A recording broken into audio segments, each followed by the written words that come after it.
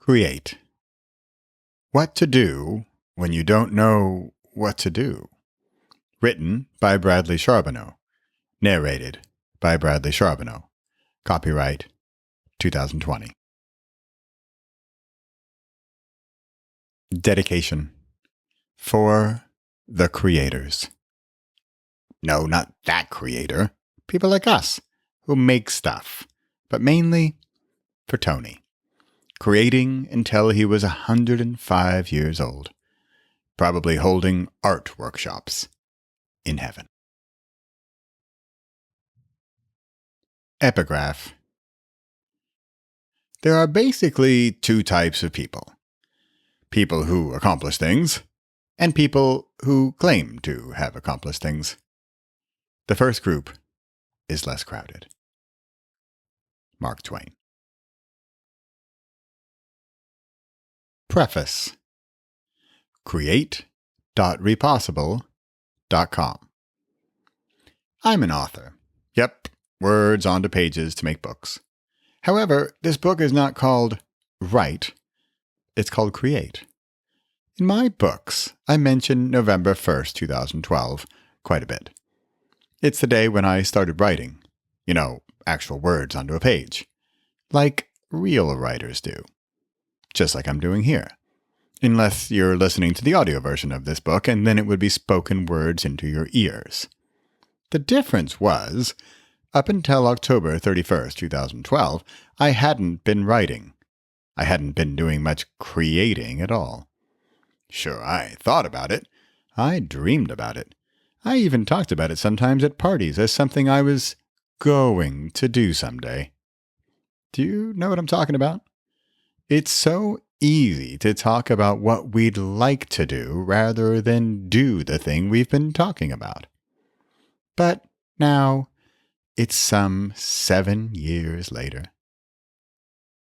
On November 1st, 2012, I took a seemingly insignificant 30-day writing challenge and wrote all 30 days. Then I hit 100, then 1,000. Now I'm at something like 2,749.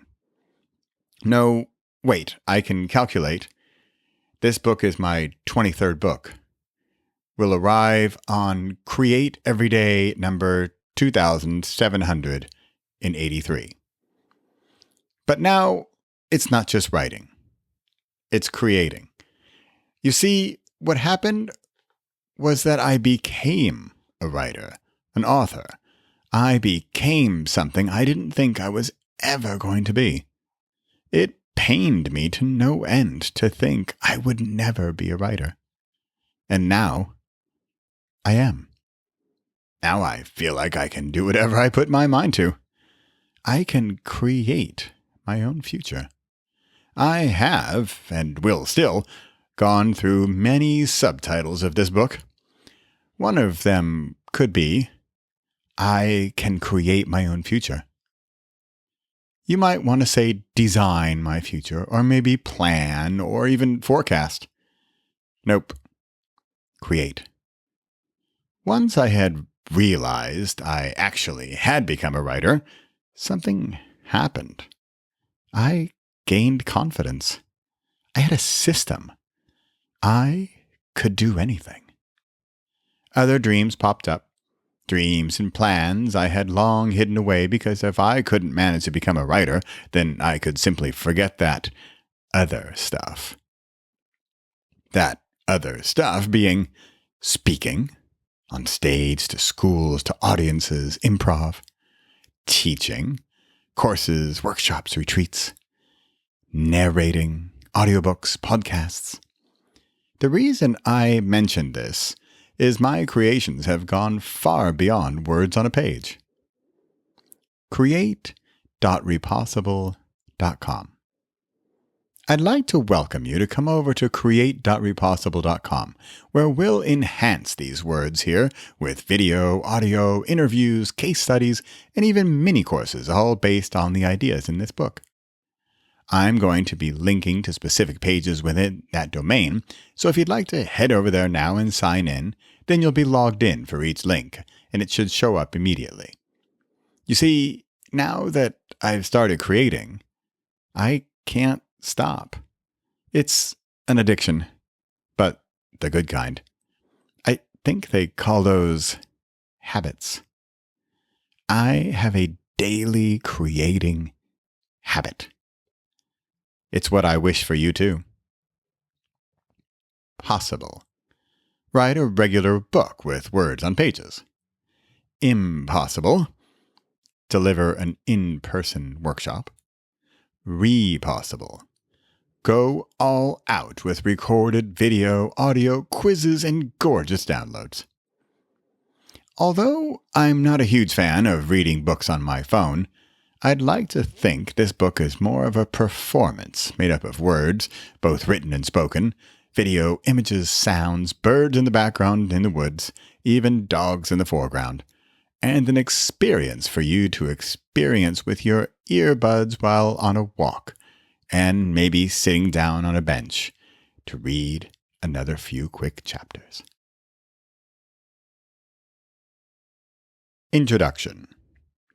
Quote, "A journey of 1,000 miles begins by making sure the parking brake is disengaged." Unquote. Bradley Charbonneau. My rendition of some Nepalese guru's first step of 1,000 steps in sandals, but modernized. Create has so many elements and angles to it. There's just so much here and so much to say, and did you catch that? All of these ideas, this content, these creations, and here I am, the author of the book titled Create, going to walk the talk and follow my own constraints breeds creativity chapter to tame the beasts, corral the cats, and lay down the law of the land. Because, at the end of the day, well, frankly, at the beginning of the day, but we'll get into that later, you have so much to create, so much to give, say, do, and make that you'll wonder how you ever kept it all inside. My business partner would laugh as I write this word, but here comes something rather scary in my life. Structure. I do an exercise with each nonfiction book where I take the main word or idea and spell it out and find verbs, or adjectives, but usually verbs, that begin with that letter. For create, it became C, challenge, R, repeat, E, educate, A, amplify, T, trust, E, evolve. But there were all kinds of verbs. C, change, claim, connect. R, raise, receive, reflect, release, relish, reveal, roar. E, echo, empower, engage, erupt, escape. A, abandon, accumulate, adjust, align, allow, answer, ask, astonish. T, tap, test, tickle, turn. E, envisage, establish, explore, extend. So we're going to go on a bit of a journey. We'll start with the challenges, both action-related and mindset shifts. From those beginnings, we'll want to repeat our steps, see what works, then do more of it. We'll be learning along the way, but there is passive learning, as in, I learned so much from that Netflix series over the past 9 days. And then there is educating yourself, where you take what you learned and apply it to the next step. We're now heading into something of a mini flow state where we're repeating what we started with. We're learning from it, and it's time to turn up the heat, step on the gas, and amplify our power. We're cruising now. We're on the highway of creation, and we're feeling good, making progress. And wait, did we miss an off-ramp? We're supposed to be on this road? We're going to need to trust the process, allow ourselves the benefit of the doubt, and go with it. Yep, we're on the right road. Or at least the road we're on is the road we're on. And it's time to elevate, turn on the afterburners, take off, turn our car into that space-age vehicle, and evolve into a higher level of creation we probably didn't expect to come along so soon, if ever. That's a sketch of the roadmap of our create journey. So buckle up, grab a snack, and put on your traveling hat, because we're about to create.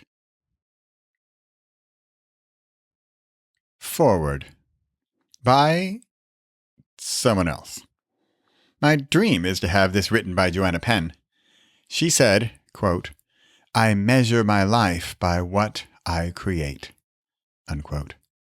She also has a handwritten note card which reads, quote, "Have you made art today?" unquote. She has a photo of herself holding up the card, and you can see her eyes behind it, and she looks like she's waiting, expecting, even encouraging or challenging you to answer the question. It's here. https://twitter.com/thecreativepen/90816304327458822. Part 1. Welcome. Quote, "I shall create a new world for myself," unquote. Frédéric Chopin. Chapter 1. Are you waiting for someone to ask you? Here's your invite. Quote, "A real conversation always contains an invitation. You are inviting another person to reveal herself or himself to you, to tell you who they are or what they want." Unquote. David White. I was waiting. Then someone asked me. Now I'm asking you. Do you want to do this? Maybe you're a little hesitant. I don't know, you're at least this far into this book. Have you been waiting for someone to ask you directly? Has it not happened? Are you still holding out for that cinematic moment when the sun is setting, the beer bubbles are still coming up from the bottom? You sigh, take it all in and know this is your moment. Wait for sunset. Grab a drink, because I'm going to ask you. Your invitation is waiting for you at create-ask.repossible.com. Just in case you're someone like I am, who sometimes just needs to be asked even though they know they want to go. They want to do it. Just checking that box. Possible, analyze. Impossible, assume. Repossible, accept. Chapter 2. Bouquets of flowers, men in suits, somber faces.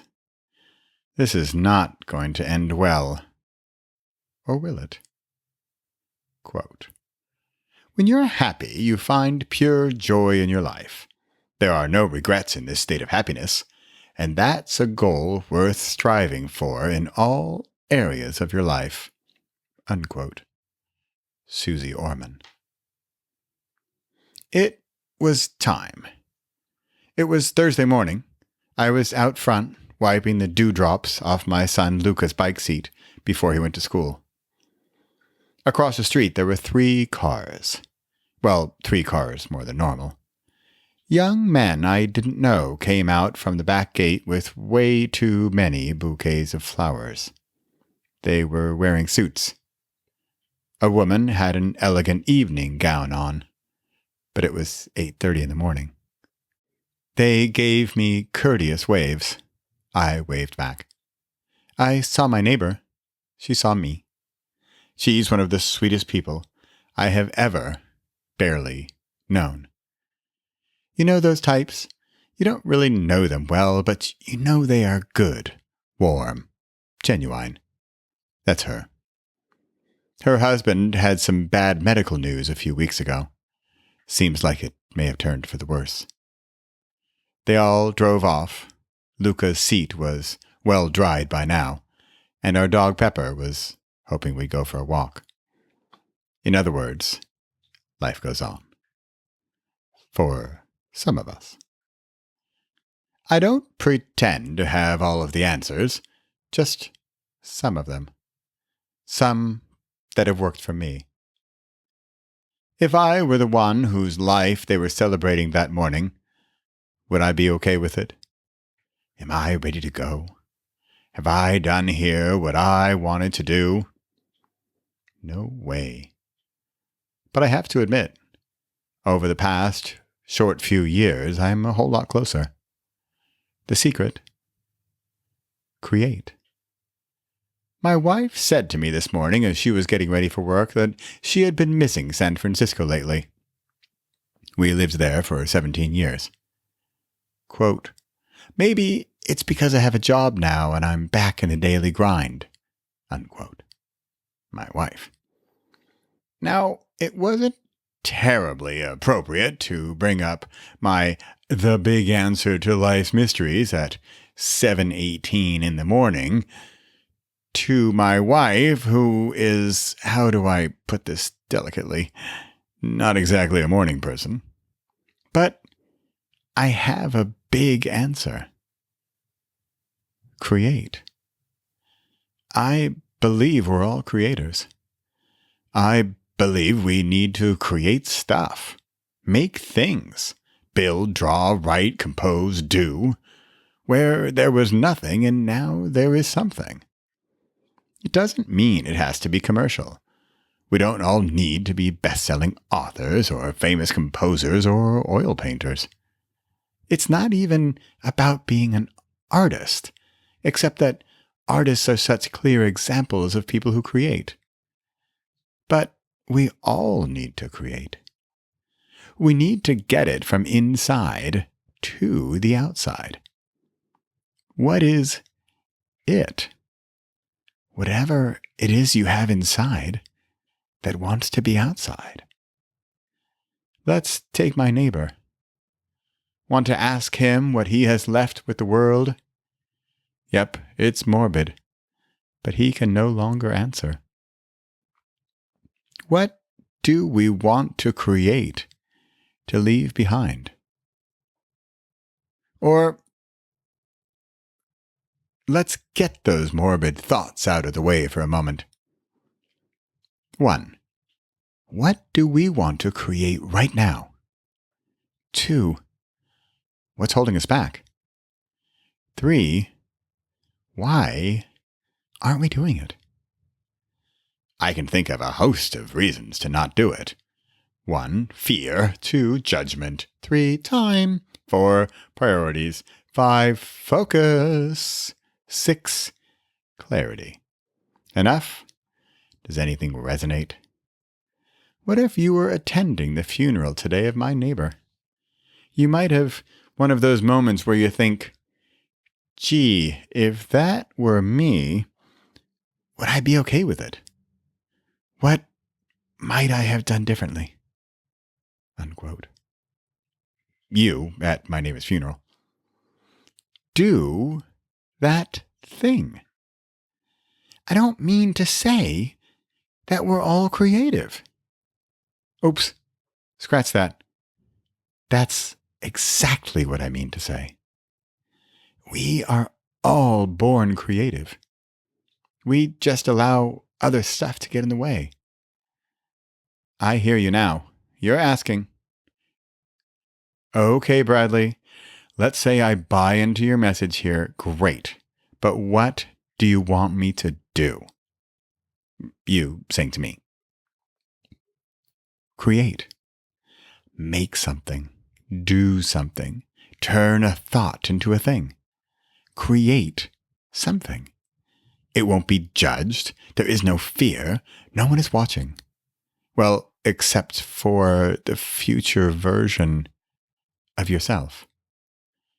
What does that future self want? What would they advise you to do right now? When I have an idea that won't go away, I write about it. Can you tell I'm working on a book called Create? When I see things simply and clearly, yet I can't quite get the full power of the message across, it usually means I need to write more about it. Did you catch that? I don't need to learn, research, take in, consume. I need to write, revise, think, let it out. I have to stop. I have my idea. It might not be clear to you yet. But if I had all the solutions to all of life problems, we're down to one word. Create.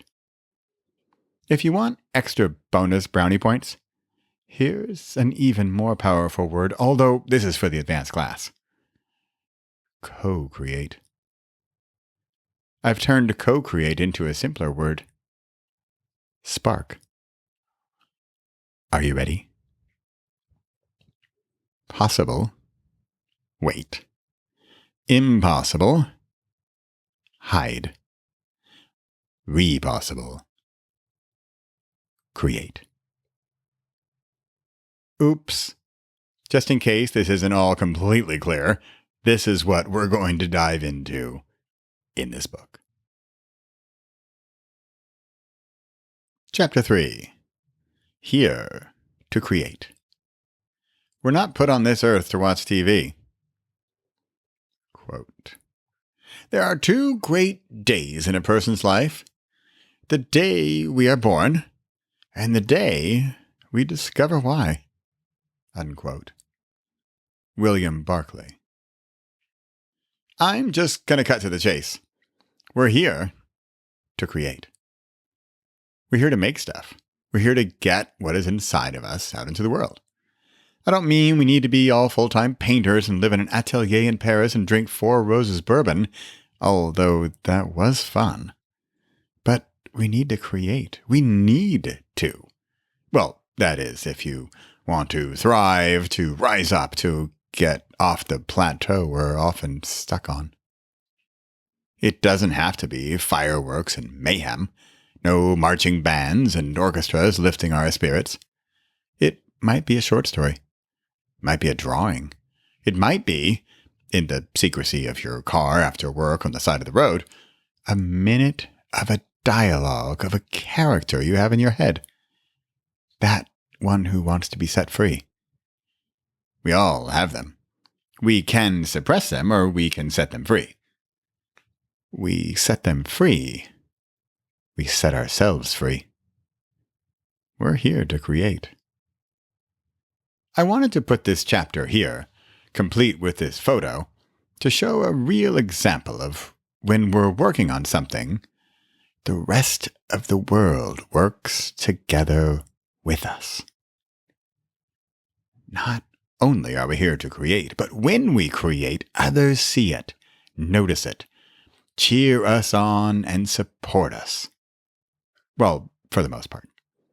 There are also those who will be envious, jealous, and maybe even try to sabotage your progress.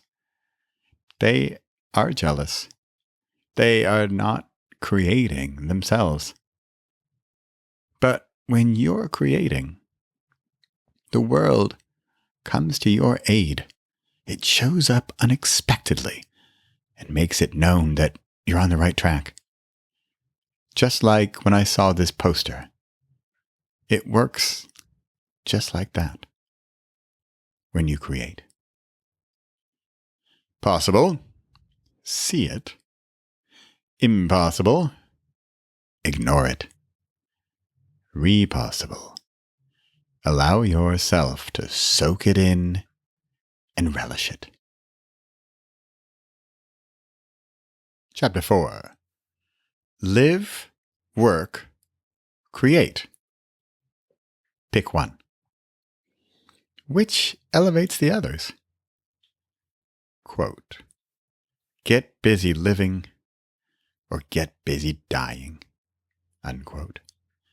Andy Dufresne in The Shawshank Redemption. I suppose you could do the whole you're on a desert island thing, but how often do we really find ourselves on a deserted island? Live, work, create. Quick quiz. If you could only pick one. How about more along the lines of 1, you're in your life. 2, the one you're currently living. 3, yes, that one. 4, no islands. 5, no desserts. 6, it's now, and you have a choice. That's going to take care of live if we're down to 1. We're going to live the life we want to live no matter what. Oops! Except that it might not be working out as well as we had hoped. Speaking of working out, we can just toss work because, I mean, seriously, who put that in there anyway? What are we left with? Create. I wrote a book called Dare. I'm getting better at daring to make bold statements. I'm going to dare go out on a limb here and dare challenge and rock the boat by saying that to create is a more important action than to live or to work. There, I said it. Maybe it's because I write every day. Maybe because I can't not write. I have it in my system, in my blood, as part of who I have become. If I'm not creating, I'm not living. Some people might call that work. Maybe that's how that word got in there. Work is stuff I have to do. Pay bills, figure out how software functions, etc. But to create is to live. It might be an idea, a plan, even a holiday planned. It's something you used your mind, ideally that imagination section, to make something that wasn't there before. But a physical thing, yes, a book, a painting, a song, is easier to see and understand and accept as a symbol of that thing you now did. But it doesn't need to be physical. It could be a thought that becomes a project, an idea that turns into a business, a blank that develops into a blank. You fill in the blanks, but it's nothing that becomes something, and the difference is the action you took. Create. What does it mean for you? Possible. Work.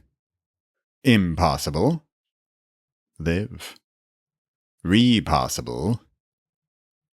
Create. I just created this chapter. Is it going to win an award? Probably not. Did it intrigue you? Pique your interest? Get you thinking? Then it was worth it for me to have created. Oh, and if it didn't do any of that for you, it might the second time around. Or as you read these words right here, because I'm now actively engaging you in this discussion. Part 2. Challenge. Quote, the ultimate measure of a man is not where he stands in moments of comfort and convenience, but where he stands at times of challenge and controversy. Unquote. Martin Luther King Jr. Chapter 5. How will you define success? Is it all dollars and cents, or maybe scholars and cents? Quote, success is steady progress toward one's personal goals. Unquote. Jim Rohn. According to Jim above, steady progress is it. It's the goal. It's success. So let's see here. If we just keep going, we proceed, we make progress on a regular basis, then we're succeeding. Yep, that's exactly what he's saying. This is exactly what we're saying here. The marathon isn't the goal. The training is the goal. Let's list a few more stereotypical markers of success. 1, money. 2, fame. 3, power. Recognize those? What if we measured by a different scale? What if success were measured by things like 1, passion. Got some of this? It's going to be useful later on in this book. If you don't have it, we'll get you some. 2, practice. The marathon runner is successful because he has a practice. What if we measured the practice and not the goal? 3, persistence. It's not just 3 days and done. Persist with the practice and the success will come. Oops, you'll find out soon. This is the success. 4, patience. Maybe it arrives on day 17. Maybe it's week 17. Relish the process. 5, productivity. With passion, practice, and persistence, we're going to be more productive. This, in itself, is success. 6, potatoes. Sorry, I was on a roll with the P words, and that's just what came through. Maybe I'm just hungry. 7, meaning. The daily practice will give you meaning in your life. No, really. Yes, it's that simple. 8, purpose. When you're down the path a ways and you look back at the meaning you've built up, you may have just stumbled upon your purpose. Can you think of more new measurements towards your new success? Let's walk through it in 7 minutes in the woods, right here in this video, at create-success.repossible.com. Possible, compare. Impossible, succeed. Repossible, get a new ruler. Chapter 6. What if you don't know what your passion is? Let's go gardening. Quote, a seed depends on a whole host of factors to grow, from the fertility of the soil to the right mix of rain and sun to not being eaten by a passing bird. The same goes for an idea. For an idea to really take hold, other factors come into play, from timing to the emerging technology that makes it possible. Unquote. Tavit Hinrichus. If you don't know what your passion is, how are you supposed to follow it? Sure, I write books like every single day, but what if you can't figure out what you're supposed to do all those days? You're more than willing and even able to do it, but you don't know what to do. You want to do it, but you're not sure what it is. How can you find it? In the video at the following link, I turned on the camera, and in a matter of 12 minutes, I found a better way of trying to get across what I had at the beginning. create-passion.repossible.com. Possible, watch grass grow. Impossible, harvest before you plant. Repossible, plant a seed. I'm going to give away the big secret of where to find your passion right here in case you don't get to the video above. Seed. Plant seeds. Take conscious action. See what grows. Not all will take. Nurture what blooms. Meditate. Sure, you'll get some ideas and inspiration, at least I hope, from my video, but the answers are within. Let them out. Wing it. I can wholeheartedly recommend what I did in the video above. Turn on the camera, press record, go. Chapter 7. Via negativa. Let's get rid of a habit. Quote, negative way or by way of denial, unquote. Latin meaning of via negativa. We're early in this book still, so let's take a moment to make some room. By creating, we're probably adding something to your daily life. We'll later get into what exactly you'll be doing or making or creating, but chances are you might say, but I don't have time for this. Which is why we probably need to get rid of something to make room for something new. We have 24 hours in the day. Every single one of those days, we have the opportunity to choose what we'll do with that time. We can't make more or less of the minutes and hours, but we can remove some of the things to make room for new ones. We're in a book called Create. I can tell you right now it's going to take some action on your part.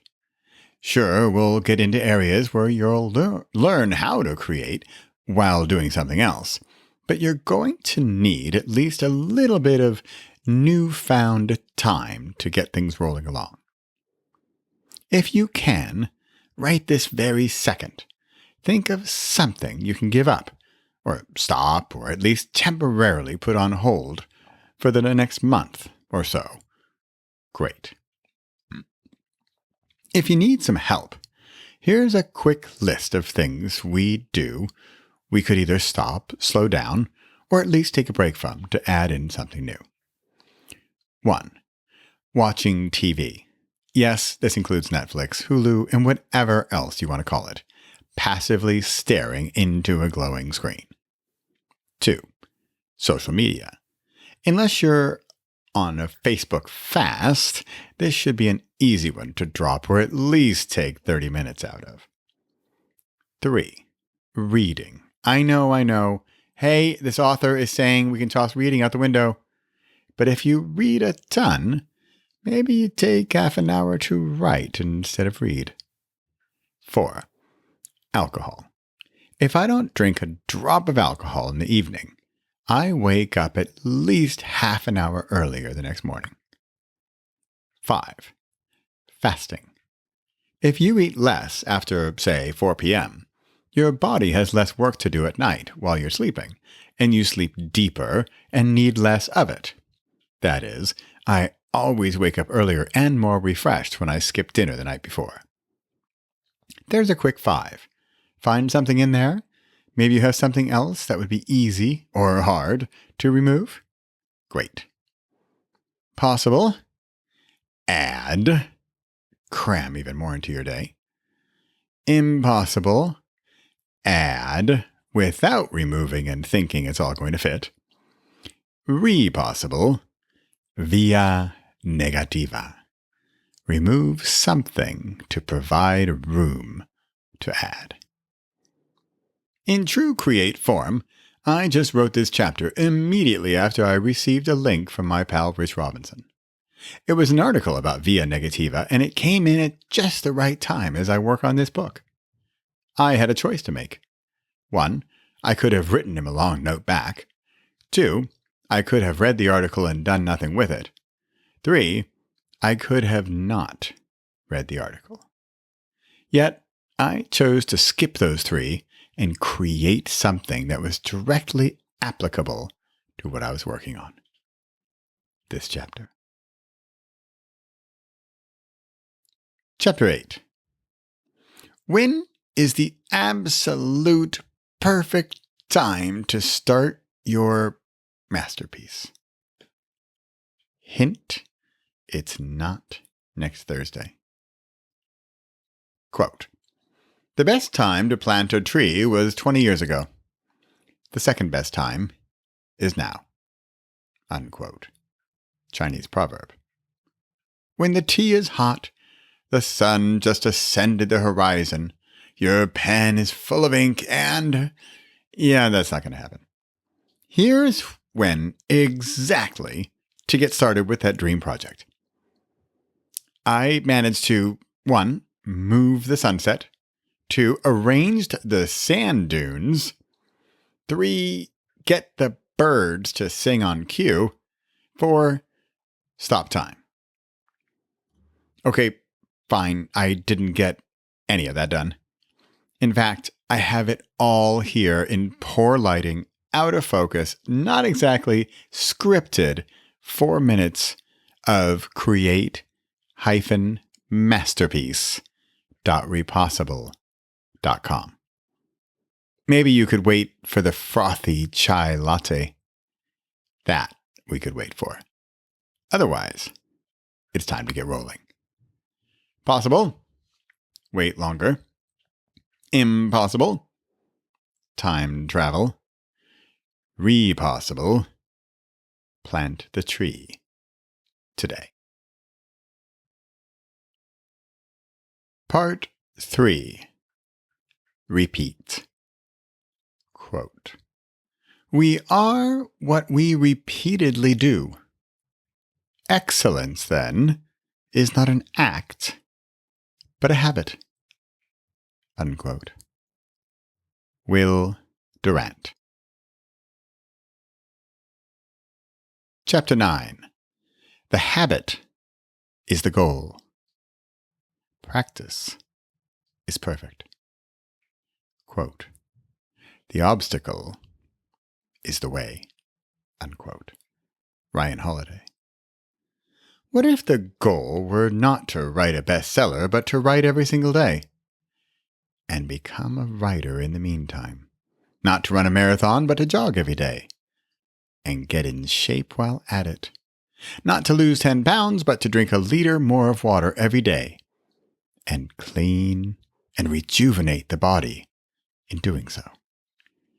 What if practice didn't make perfect, but practice is perfect? What if the goal were the daily habit? We're here in Create. I'm suggesting you create. Yet you may be thinking, what mountain-sized monstrosity am I supposed to be creating? You, maybe. This is where the good news comes in. Speaking of which, this book is full of good news. It's not a book about how we shouldn't eat sugar or learning tax accounting for small and medium-sized businesses. We're here talking about a tiny daily action that may, or may not, lead to some delicious result. Got 4 minutes? Have a look at create-practice.repossible.com. And let's relish in the idea that our goal is tiny.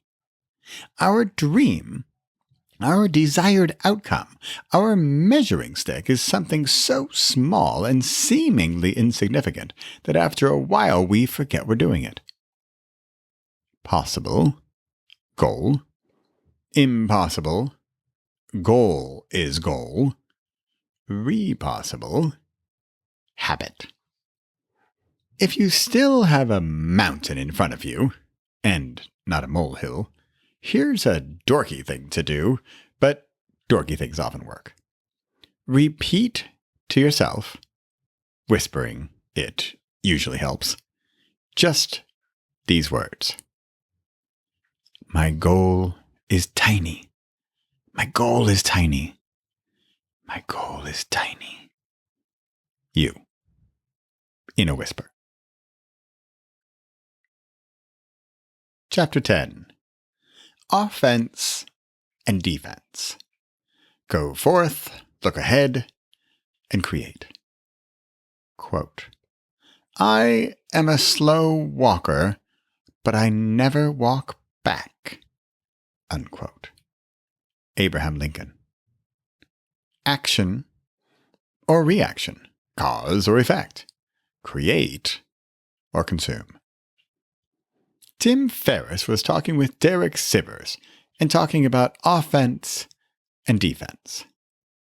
It was one of those moments when my idea was explained through someone else's words, and it, 1, hammered it home for me, 2, gave me another way to explain it, 3, deepened my understanding of where I'm going with it.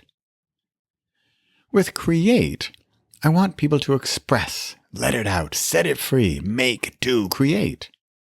To create is to go on offense, to go on the offensive. It's going on offense before you need the defense. In fact, maybe if you're on offense, you don't need the defense, or at least need less of it. It's a choice. It's up to you what side you want to play, or at least how much of which side. Of course, you could also choose to not play the game at all and sit on the sidelines. But you are someone who is deep into a book called Create, so you're just not the type to sit on the sidelines. I see this in people who say they're bored. I don't really believe in bored. If you have a body, a pulse, a brain that all function, even a little bit, then you can create. You can go on offense. Then all of the noise out there, what the world is going on and on about, the troubles and challenges of others, seem less important. Less of a problem because you're on offense. You're creating. You're more powerful. You're busy with stuff. You're on offense. You're becoming more you. You're you. Possible, defense. Impossible, sidelines. Repossible, offense. Chapter 11. 5-word hooks and constraint breeds creativity. Not 4, not 6, 5. Quote, vigorous writing is concise. A sentence should contain no unnecessary words, a paragraph no unnecessary sentences, for the same reason that a drawing should have no unnecessary lines and a machine no unnecessary parts. Unquote. William Strunk, Jr. Author Brian Meeks has an exercise for your book titles in which he suggests you come up with a bunch of 5-word hooks for the book. He's flexible on the number, could be 4 or 6 or whatever. I'm less flexible. I like 5. Constraint breeds creativity. You're reading a book. It's a collection of ideas, actions, information. During the 5-word hook exercise, I can work with a limited number of words to try to convey the message I want to get across. I won't pretend it's easy. It's tough. Here's a short list I did for this book. 1. Turn off the screen. Create. 2. Step away from the screen. 3. You can consume, but create. 4. I measure happiness by creation. 5. What have you created lately? 6. Spill your secret power. 7. Unleash what you bottled up. 8. Unlock your secret creativity. 9. What I create is me. 10. I am what I create. 11. I knew I had it. 12. Had I only looked deeper. 13. Consuming is easy. Try creating. 14. Need a burst of energy? 15. Seeking magical energy? Create something. 16. Seeking magical energy? Create some. 17. Release your secret superpower. But I'd like to take it a step further. Brand new you. The exercise is powerful because although you feel constrained by the number of words, it gets your brain working in a different way. Your brain wants to find an answer. It becomes a game. Almost like when you're in Vegas and you have the terrible idea to make up for the money I've lost by betting even bigger. But in this case, it's just 5 words, and you're not going to spend your son's college money. I'm going to go out on a limb here, go crazy for a minute, and suggest we do an exercise of just 5 words as a tagline, not for your book, not for your company or service, but for you. Yep, you, the person. 5 words. Ideally a phrase, not just 5 keywords. I'm going to do it right now. I promise I'll do 5 of them and won't edit. I should record this on video. Oh wait, I will. 5-word hooks for Bradley. 1. Who will you be next? Okay, that's cheating. That's the tagline for Repossible, but I feel it's really for me. 2. Better together is for me. 3. I am what I create. 4. I create what I am. 5. Who will I be next? 6. This is going pretty well. Yes, a commentary on what I'm doing, but also a meta-observation on how I do things. Do it. We'll see. 7. Author, speaker, teacher, we'll see. 8. Here's my hand. Come up. 9. This is me helping you. 10. There is always more love. Ha! I just recorded it. You can find it at create-hooks.repossible.com. Search for 5-word hooks. I love this exercise. It's so hard, it's deep, it can be painful, but it's usually extremely helpful and telling. I think we're done here. Oh wait, did you do yours? For sharing, I'll make it possible to share yours at create-hooks.repossible.com. Possible? Do 4 words, or 6. Impossible? Think about it some more. Repossible? 5 words, brand new you, right now. Chapter 12. Trigger Daily Clarity. Every time I walk into the woods, quote, an unfortunate thing about this world is that the good habits are much easier to give up than the bad ones. Unquote. W. Somerset Maugham. To create new habits, it's easiest if we create a ritual or a trigger to know we're going to get started. Every time I walk into the woods, 1. My mind becomes more clear.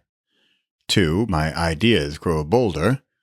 3. My fears spill into the ground. 4. My dreams soar among the trees. 5. The birds tell me what to do next. That's just a few steps into the woods.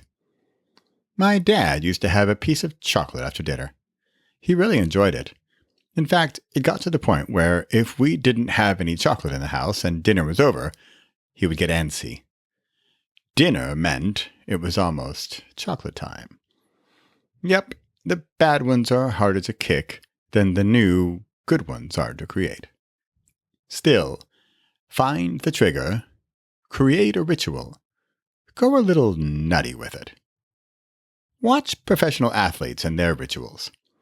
Each time that Steph Curry makes a three-pointer, he taps his chest and points upwards. It's a ritual or even prayer or thank you for making the shot. Yet we can do the same before something happens. I walk into the forest. What do you do? What could you do? Where might be your creative space, where you'll let your ideas arrive without having to go through security or customs? Let's make up a simple one, just for example's sake here. Say you want just a bit of clarity in your life. It could be for anything, short-term decisions such as what to make for dinner, all the way to some help with your next career choice. Create a daily ritual, a physical symbol, a motion, even a whispered mantra to let you know, hey, here we go. It's about to get real around here. Then give yourself the time to do the thing. It could be as simple and quick as 1. Brushing your teeth with your eyes closed and letting the humming brush shake loose your next fabulous idea. Twice a day. Boom. 2. Taking just 2 tiny little extra minutes after your shower to sit down in the bathroom, on the toilet if there's nowhere else. Pro tip, close the lid first. And with some deep and slow breathing, shed the dread of your upcoming day and gather the strength to go on the offensive. Ooh, shed the dread. I like that. See, I'm being creative here, sharing tips on how to let creativity in. 3.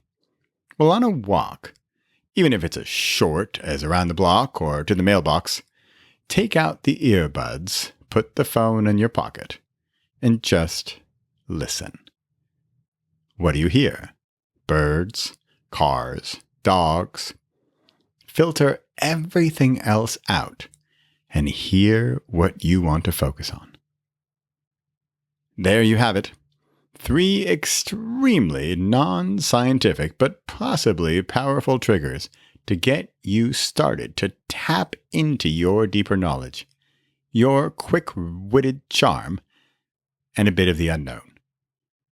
Relish it, do it daily, follow the trigger. Possible?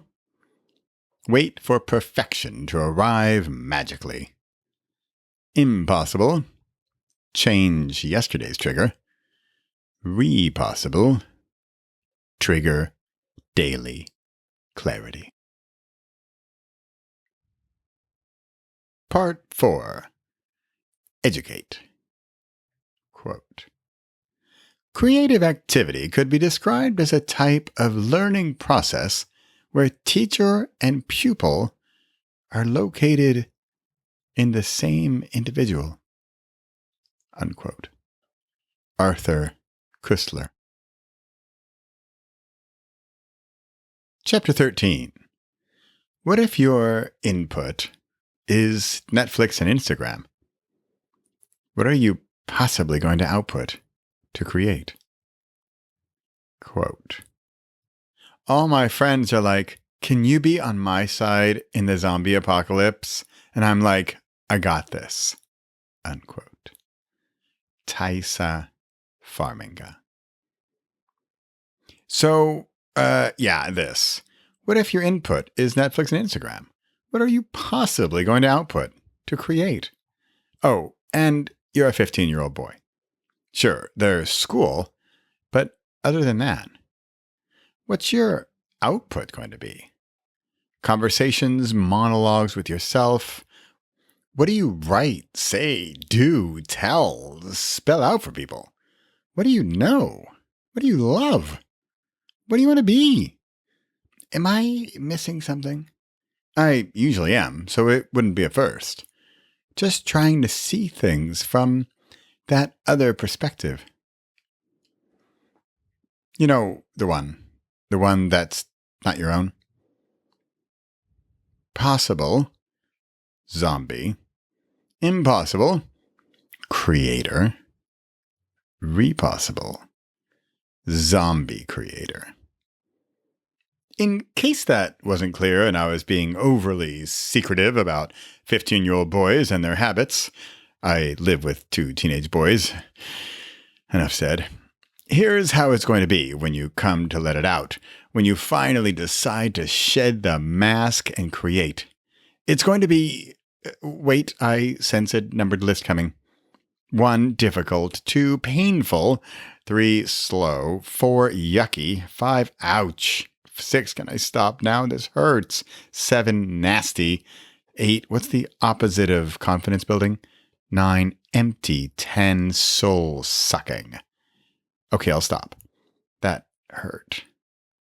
Let's move on. Chapter 14. Give the gift of you. If you have nothing else to offer, you at least can give your attention.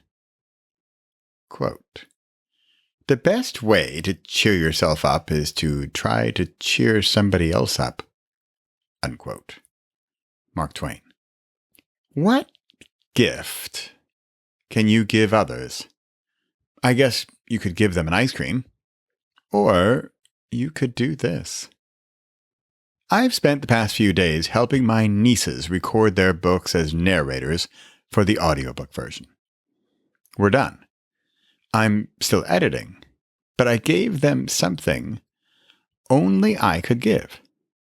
My time, my attention, my experience, my enthusiasm, my confidence. I listened to them. I guided them. I was there for them. So simple. What do you have to offer? Give it to them. Let's just change the ownership from the list above and now turn it into yours. Ready? Here it comes. What you can give. Your time, your attention, your experience, your enthusiasm, your confidence. You have it. Maybe they don't. For at least one of these, you have more than they do. Find that one. Give that.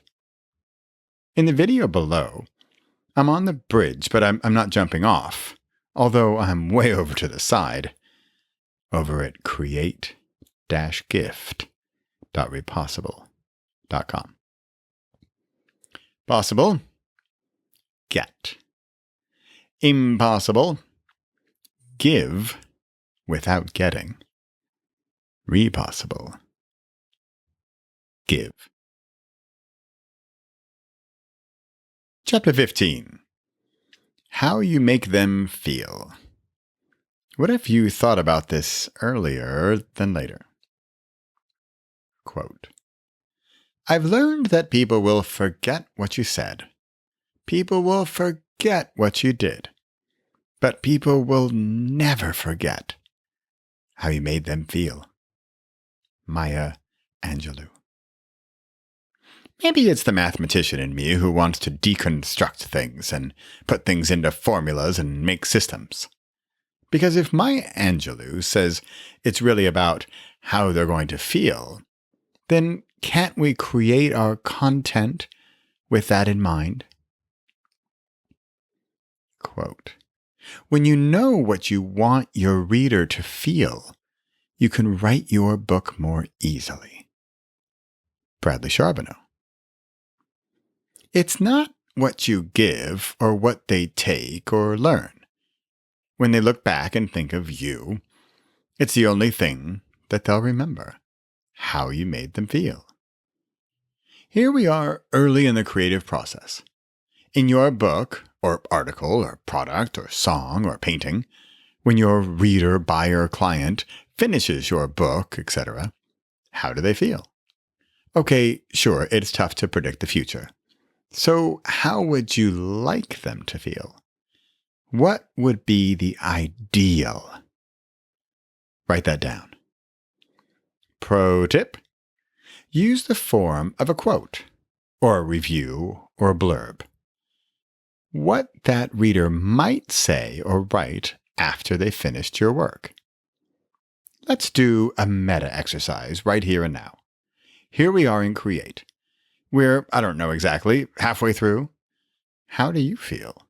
How do I, as the author, hope that you, the reader, feels? I'll take a stab at it, but I'm also going to aim high and go for the feelings I hope you have, or will have, with this book and bonus content. I read Create and I was motivated, sure, but when I actually started creating something, truly making something, that's when the fireworks started. It turns out I'm a creator. I just didn't know it. This book gave me the permission to call what I was already doing creating. And now I feel stronger, more powerful, confident, and happy. I often told people I'm just not a creative person. But it turns out Mr. Charbonneau's book, Create, isn't really about being creative. It's about creating and making and getting it done. Now I call myself a creator. Well, not to the public. At least not yet. OMG, I'm a creator. Who knew? It was that chapter called How You Make Them Feel, which turned things around for me.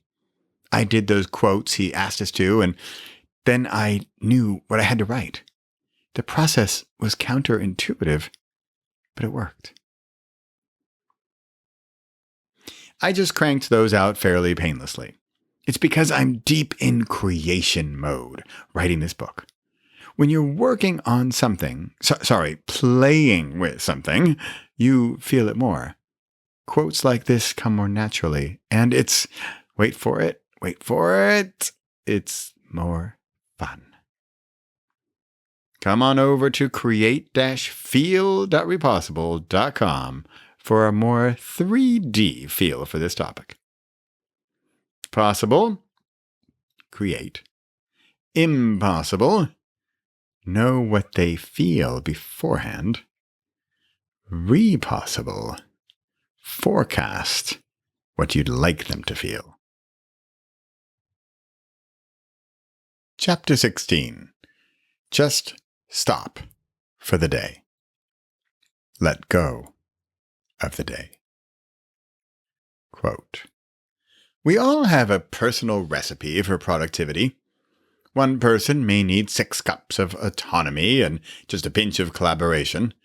Another person may require heaps of sociability and noise, with just a teaspoon of occasional privacy. Unquote. Neil Blumenthal. Morning person? Great. Know when to call it a day. For me, it's about 3 p.m. On smart days, I will just stop. I won't even try anymore. At least not for anything creative. I know the creative part of the day is gone. Sure, I can push it. I can force it. I might get a little goodness, but it's going to be 80-20. Get to sleep earlier. Get started earlier tomorrow. Enjoy the rest of the day. Let go of the day. In my view, and that's just it, my view, the morning is for accomplishing, and anything after the morning is to start claiming accomplishments. So might as well call it quits around 3. What works for you? Morning person? Night owl? It doesn't matter which one, as long as you know it and adhere to it. Possible? Start. Impossible? Keep going. Repossible? Know when to stop. And do it. Chapter 17. Creating creates more creativity, even while driving a car. Creating is contagious. Quote, "The secret of getting ahead is getting started." Unquote. Mark Twain. Because we cannot not create. As I write this, or rather dictate this, I'm on Highway A30 in the center of Holland. As of this writing, I don't know if dictating while driving is illegal yet, but I'm doing it now while I still can. Whenever I'm busy with a book, this is a bit of an inside joke because I am always busy with a book, it makes me think more deeply about topics that have any direct or indirect connection with what I'm working on. 10 minutes ago, I was listening to Seth Godin's latest book, This is Marketing. He said something that changed my perspective. He said, people like us do things like this. Now, you might be thinking this is very exclusionary, that it excludes certain groups and turns the dialogue into us versus them. However, as I listened further to Seth's insightful commentary, I realize he is talking about the smallest viable audience and how to connect with your readers or your fans or your clients or your customers.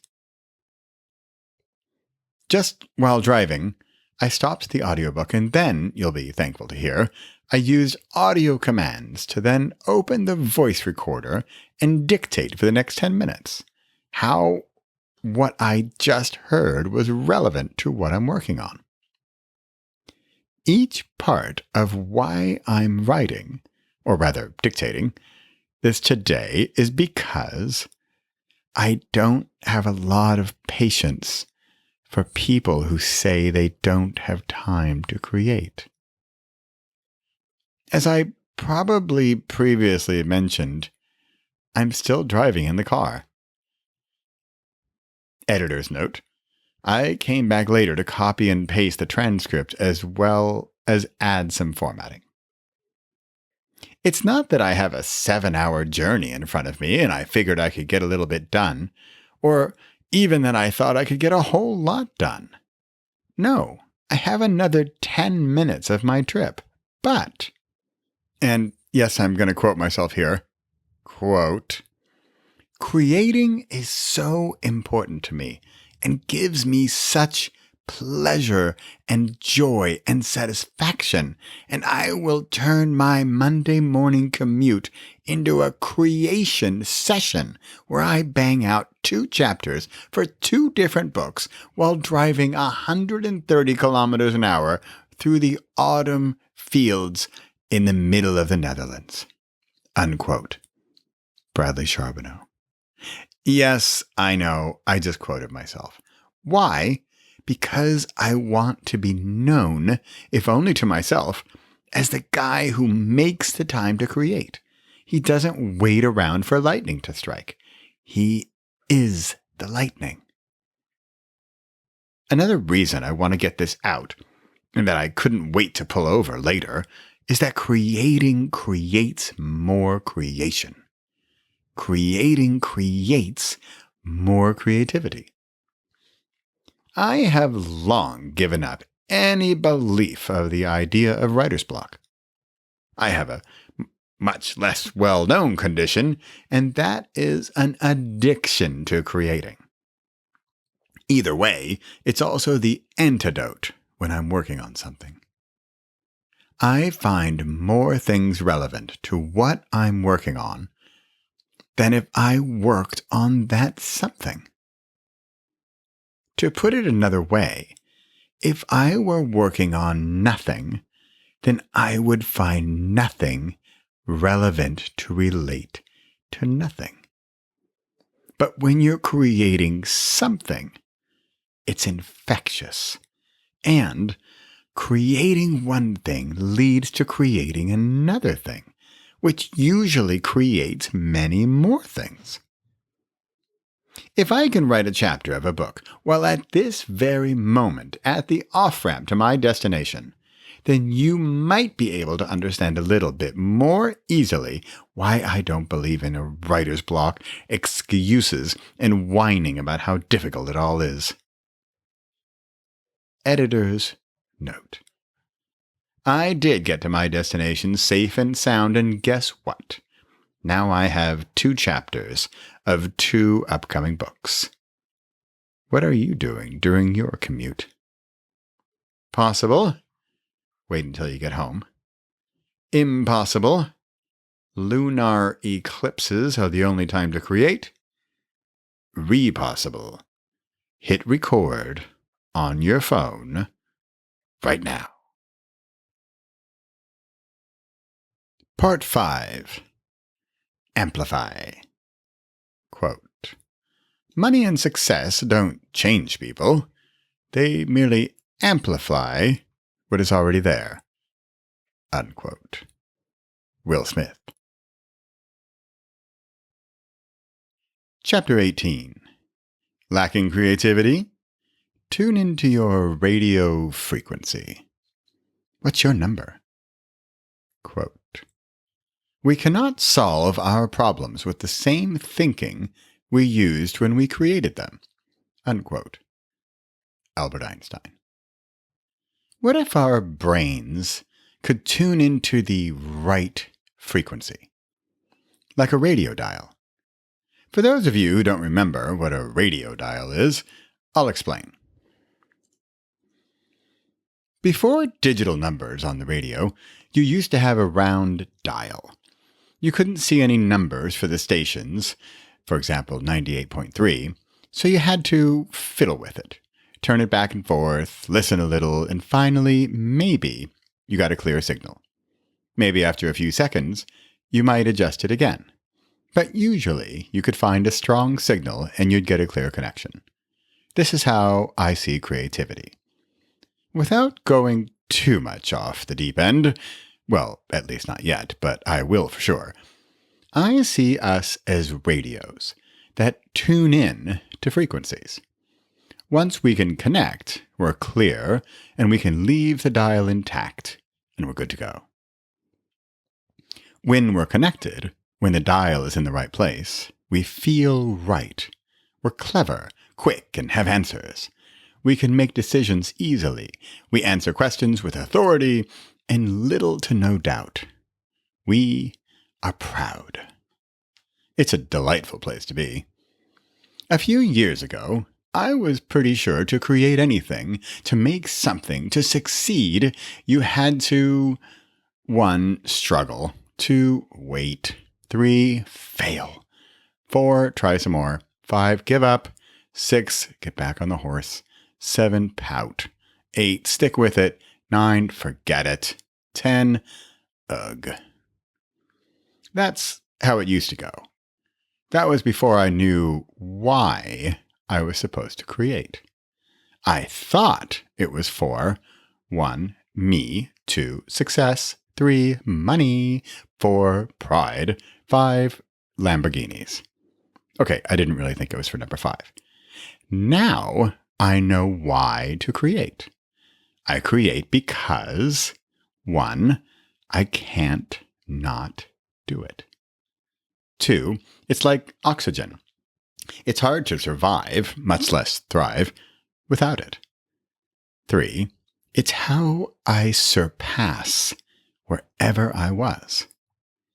4, it's how to get ahead of where I am. 5, it's the only way to see beyond where I think I might be. Whew, heavy stuff, right? Serious, big time, whoa, scary. Not at all.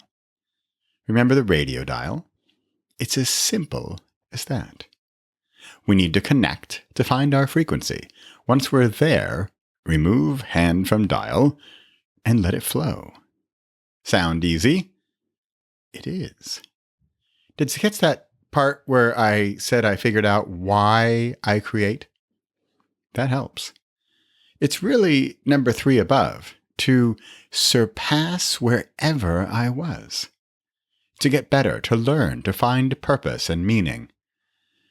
I hear you whispering, Bradley, the whole radio dial thing is great and all, but how do I find my frequency? You whispering, do you play tennis, golf, baseball? When you connect with the ball in just the right spot, it takes less power, less energy from you, and the ball goes even further. Pretty cool, right? 1, less energy. 2, better results. This is the radio dial. When it's on the right number, when the connection is good, it's clear.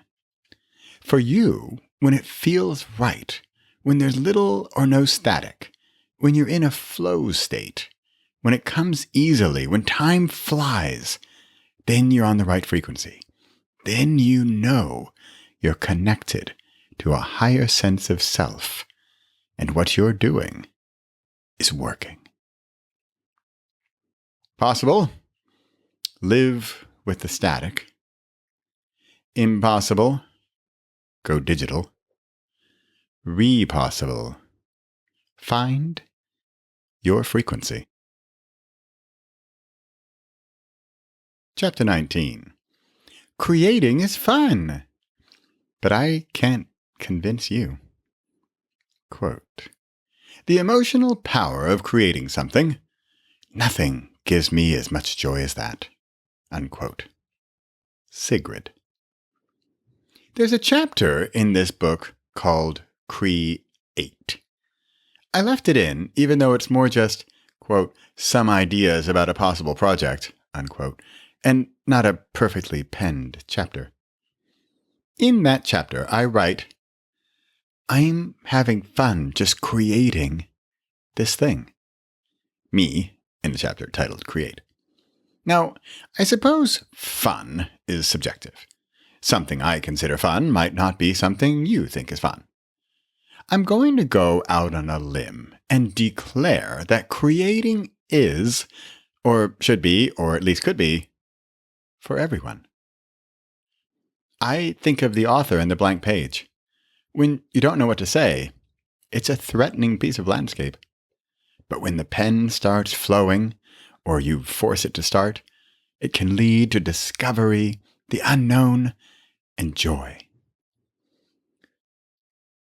But just like I can't tell you what an avocado tastes like, I can't tell you that creating is fun. You're going to have to get there on your own. But let me whisper it, to ask you to make your way there. There are few joys as powerful and as delightful and as fun as creating. Possible? Do it. Impossible? Don't do it. Repossible? Allow the joy in doing it. Chapter 20. I have nothing to offer. I don't believe you.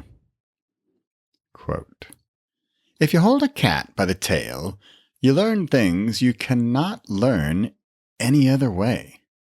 Unquote. Mark Twain. Someone told me the other night that she had nothing to offer. I didn't believe her. Not that she was lying, but maybe she just didn't know. But I've been there. I used to think that I didn't have anything to offer.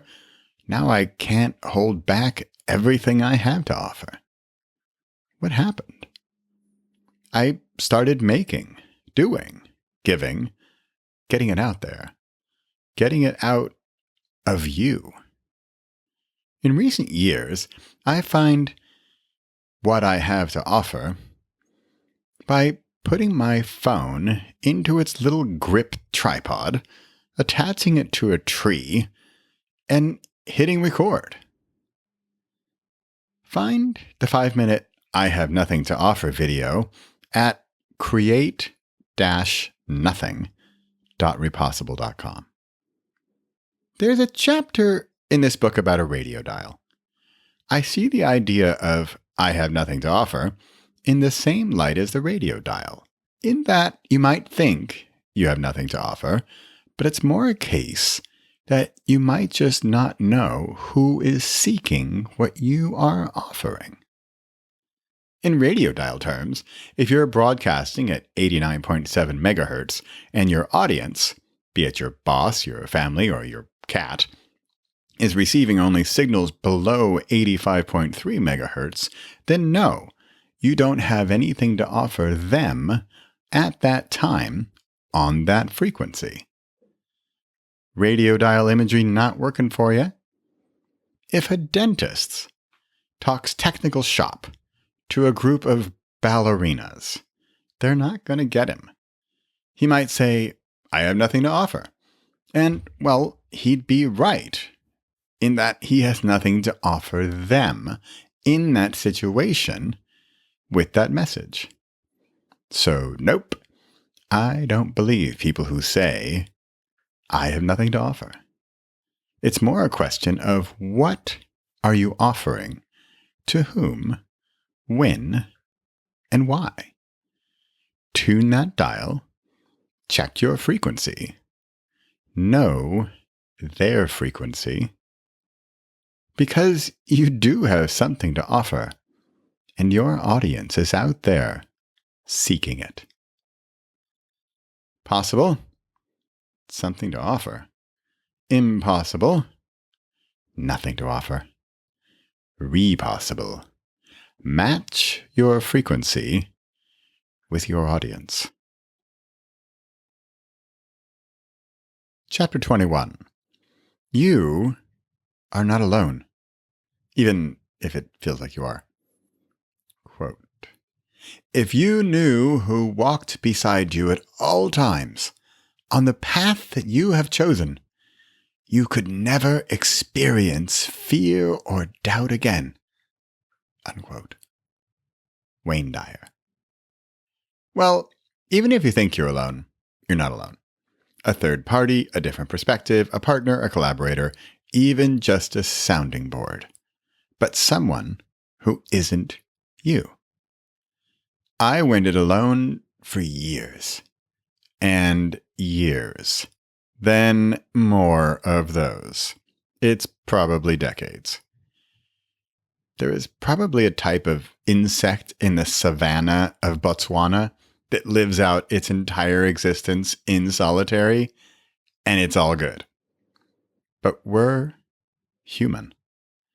We want to collaborate, work together, play together. We're better together. If I can write books together with my 17-year-old nieces, then anybody can pretty much collaborate with anyone. Here's proof. create-together.repossible.com. Possible? Compete. Impossible? Close your eyes. Repossible. Collaborate. Chapter 22. Feeling stuck, bogged down, pop that boil, let it out, create. Popcorn kernel shell in your teeth. Quote, it's not the size of the dog in the fight, It's the size of the fight in the dog. Unquote. Mark Twain. Sorry about all the boil imagery there in the title, but can you feel it? That's how creativity gets stuck inside of us. Or rather, dare I go out on a limb to say how stuff gets stuck in us and how letting it out is key. We consume. Lots. No, like way tons all the time. We watch, we listen, we read. It's all coming in. When and where and how do we let it out?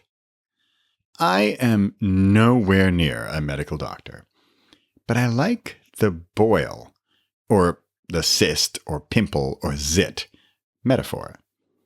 It's this nasty thing that's going to hurt a little to pop, but the relief we'll feel when it's open is worth it. So worth it. You know the feeling. Let's see if I can bring it home for you with other bodily yuck. 1. Stuck on your teeth.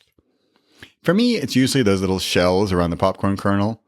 When I get that out from the deep crevice between my tooth and gum, I'm ready to donate my life savings to charity and gratitude. It's that much relief. 2. Splinters.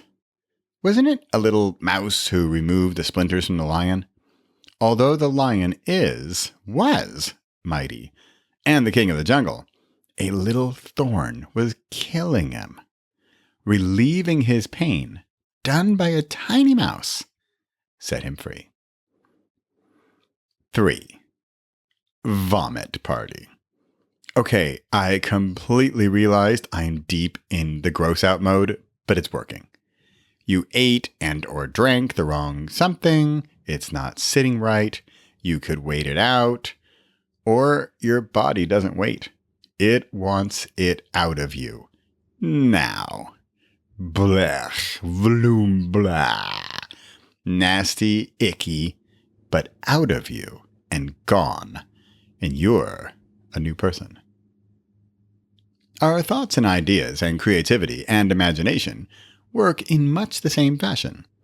If we just keep cramming it all in, it's going to get full, overloaded, even sick. At some point, you're going to have to let it go. We can let it out on a regular basis, or we can wait until we're ready to, puke our guts out. My non-medical cure. Let it out. Set it free. A little bit on a regular basis. How often? Daily seems to be the best schedule. Why? Because it's easy to remember. Did you know that prescriptions that are prescribed as bi-weekly or even every other day get forgotten? Why? Because we can't remember when we last took it. With the daily pimple popping party, it's easy. It's today. Here's a quick test. 1. Have you popped your creative pimple today? Yes or no? 2. Yes, great. You're all set. Done for the day. Woohoo, celebration time. 3. No. Get it done. When? Now is good, but before 11:59 p.m. How or what to create? I hear you. I hear many of you whispering. But, Bradley, I don't know how or what to create. How can I prevent my enormous white-tipped zit from exploding into my chai latte? You. I'm a writer. For me, it's easy. Just start writing. On a napkin with a pen borrowed from the waitress, typing onto a laptop, even dictating to Siri. Just a little. Just until it's out. Might be 5 minutes. Might be 50 minutes. Doesn't matter. You'll feel it. Like when you're ready to wipe your mouth off of a spittle. You just know. If writing isn't your thing, how else can you let it out? Let us count the ways. 1. Dictate. Speak it into your phone. I bet your phone has a recording app built in. Pretend it's a letter to your late grandmother, who you loved, right? Or talk to your future daughter. Let her know what's stuck inside of you right now. Take 2 minutes. Might be all you need. 2. Move. Run, walk, hike, go up and down the stairs. Don't listen to a podcast. Don't think about work. Focus on your legs moving, your feet one in front of the other. Talk to yourself out loud if there's no one around and or if you're comfortable with it. Get out of breath, at least a little, so you have to focus on your breathing, to stay alive and all. Then what's your next thought? Focus on that one. Got it? Good. Done for the day. 3. Draw. See, I'm a terrible drawer. I bet drawer isn't even a word. No, it's a word. It's a thing you put socks into. Focus! If you're at the stick figure level or you can paint a gorgeous landscape, put pencil to paper and doodle your thoughts. What does it look like in your brain? What wants to get out? Pen, paper, go. What do you do to let it out? We take so much in. How do we let it out? What works for you? Possible? Pretend you're fine. Impossible? Hold it in. Repossible? Barf onto the page. Chapter 23. Are you working on another book? If I'm not, Quote, I don't know, but I probably am. Unquote. Arthur Miller. The above is the answer given to Dr. Wayne Dyer when asking playwright Arthur Miller, are you working on another play? I no longer know what it's like to not be working on another book, and I hope I never know that feeling. Arthur Miller was 88 years old when he answered that question. He died the next year. Where is the source that provides him with what he writes? What is the foundation from which it spouts? Quote, you just have to surrender and say thank you. Unquote. Dr. Wayne Dyer. Of course I'm working on another book. I'm working on several books all the time. I think the only time I won't be working on another book is when I take my last breath. But maybe that last breath will be one more idea. Maybe that last idea I take with me into the next life, whatever that may be, and I will start again. I no longer know how not to create, to produce, to make and make believe, and it's what keeps me going day in and day out. It's creating, it's building, it's a part of, I don't know another word, a legacy. But it's not because I want to leave something behind. It's that it's my way forward. I write to live. I write not only to survive, but to thrive. Am I working on another book? I have so many answers. Of course. Is there another state of mind? Yes. Aren't we all? Aren't you? Speaking of which, I gotta get back to some Charlie Holiday. Possible? Start. Impossible? Finish. Repossible? Play. Part 6. Trust. Quote, the more you trust your intuition, the more empowered you become, the stronger you become, and the happier you become. Unquote. Giselle Bündchen. Chapter 24. Oh no, not the apocalypse. It's the end of the world. But is it the end of your world? Quote, the mark of your ignorance is the depth of your belief in injustice and tragedy. What the caterpillar calls the end of the world, the master calls the butterfly. Unquote. Richard Bach. A dear friend of mine, who I honest and truly love, often sends me really long articles about, I don't know, the apocalypse and other light reading. Let me summarize one of them in bullet points, because we all know the entire universe can be summarized in bullet points and 5-word hooks, right? Apocalyptic highlights for giggles. 1. Agenda of totalitarian control. 2. Frightened public accepts abridgments of civil liberties. 3. Destruction of small business. 4. Irrational rejection of information that might disrupt normalcy and comfort. 5. Civilization's established institutions are increasingly helpless. 6. Establishing the state's sovereignty over our bodies. 7. Epidemic is some monstrous plot perpetrated by evildoers.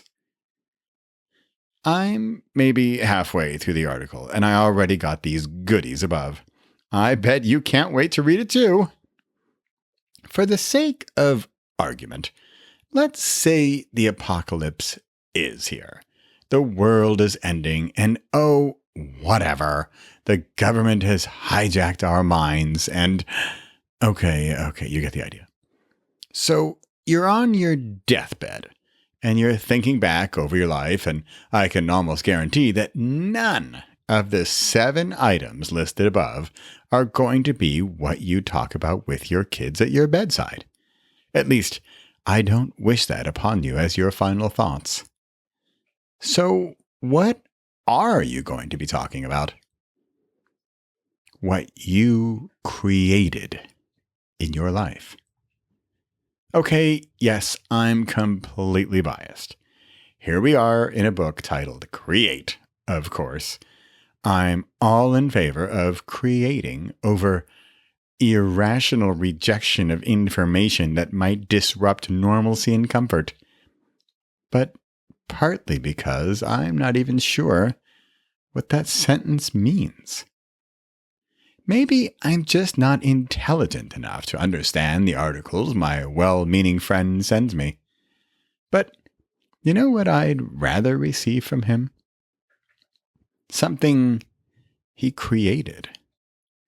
If he drew a picture, even a stick figure, maybe wrote his own article, recorded a voice message, stood in front of his phone, and sent me a video report of how fast the grass is growing, it would be more meaningful to me because it came from him, directly from him.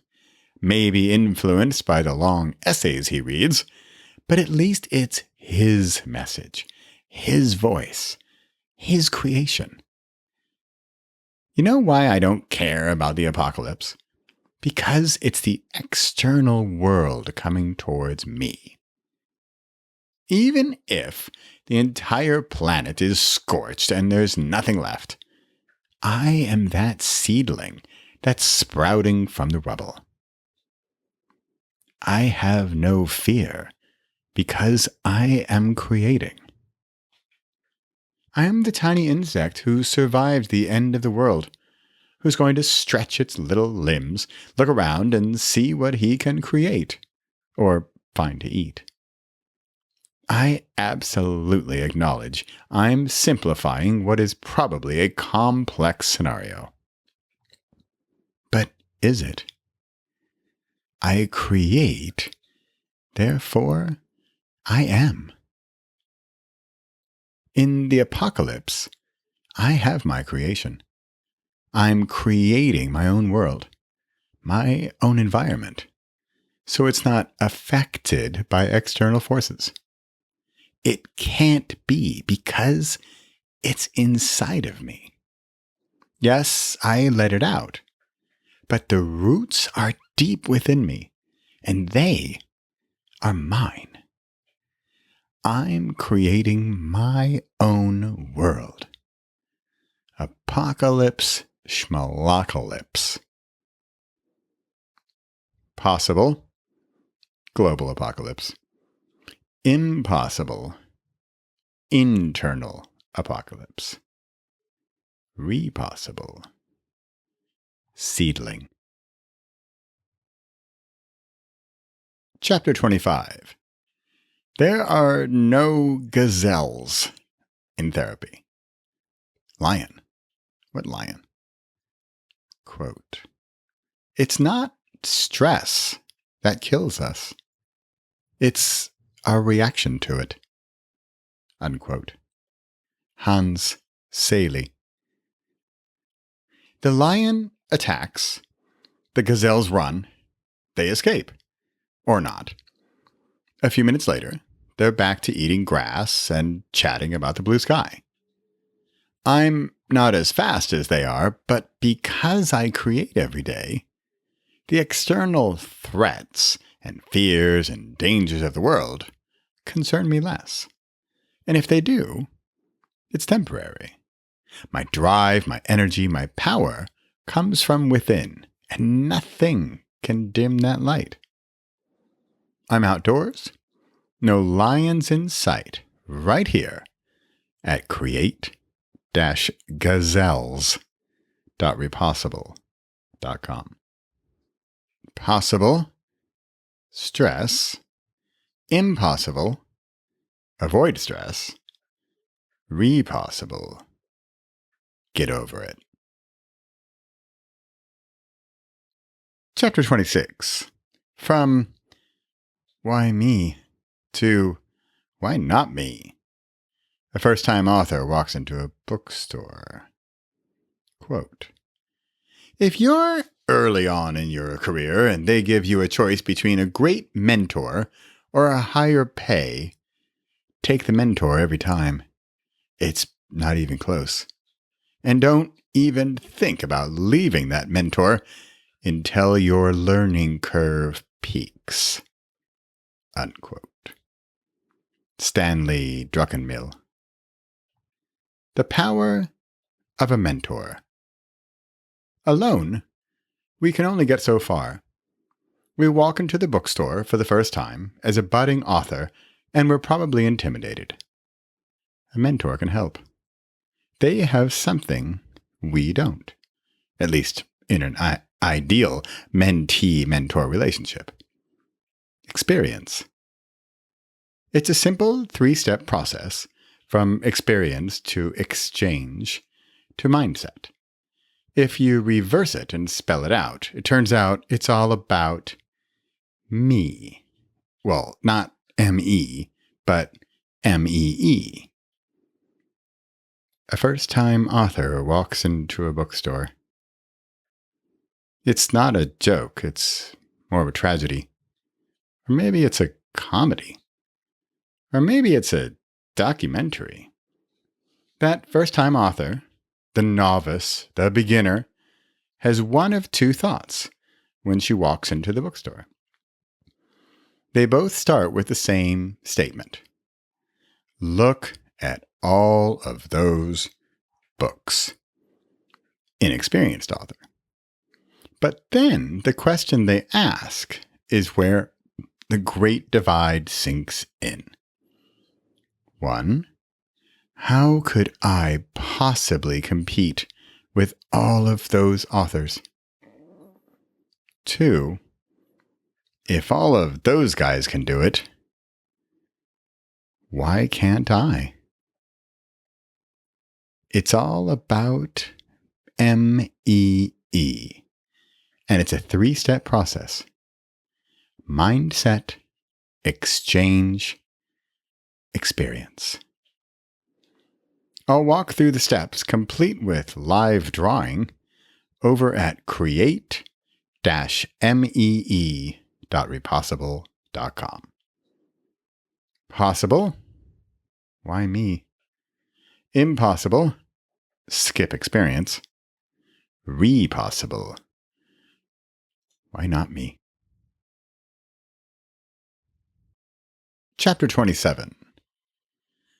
Shoot off the flare gun of your passion and see who takes notice. Co-create. Quote, if you build it, they might come, but if you don't build it, they won't. Unquote. Bradley Charbonneau. Who are good partners, collaborators, silent investors? We're not going to know if they don't know what we're doing. As much as we writers want to hide out behind our typewriters, our what? And just write, we need to send up the occasional flare to see who connects with us. Let's go from 1, wow, that's the stupidest idea of all time, to 2, you're a brilliant genius. Let me help. We're never going to know until we shoot up that flare gun of your passion. Create-rocket.repossible.com. Possible, blow the dog whistle. Impossible, mind readers. Repossible, shoot off your flare gun of passion. Chapter 28. Create. 8 days to create. Quote, daring ideas are like chessmen moved forward. They may be beaten, but they may start a winning game. Unquote. Johann Wolfgang von Goethe. We're here in the trust section of this book. What you'll find below is a bit of a stream of consciousness, or notes about a possible project or product or service I saw related to create. I dare put it in here because we're in the section called Trust. And it's not that I trust my ideas are so brilliant, but I trust that someone, maybe you, will read something below and say something like, and maybe just to yourself, quote, I'm glad he left this in here. I liked it. Especially ... unquote. Maybe you. This is my level of trust to myself, but also to you. I'm going out on a limb here and sharing something that was just a thought. Maybe it's silly, maybe it's the big idea. I don't know. My point is to trust ourselves, our ideas, and to share them because you never know what might happen if we create. I have to add here that I even comment below, in writing, that I'm having fun putting this idea together, in working it out. Although I just give it a slight mention here, it's one of the most important concepts in this book. Creating is fun. Here you have it, in its delicious, raw form. A course called Create.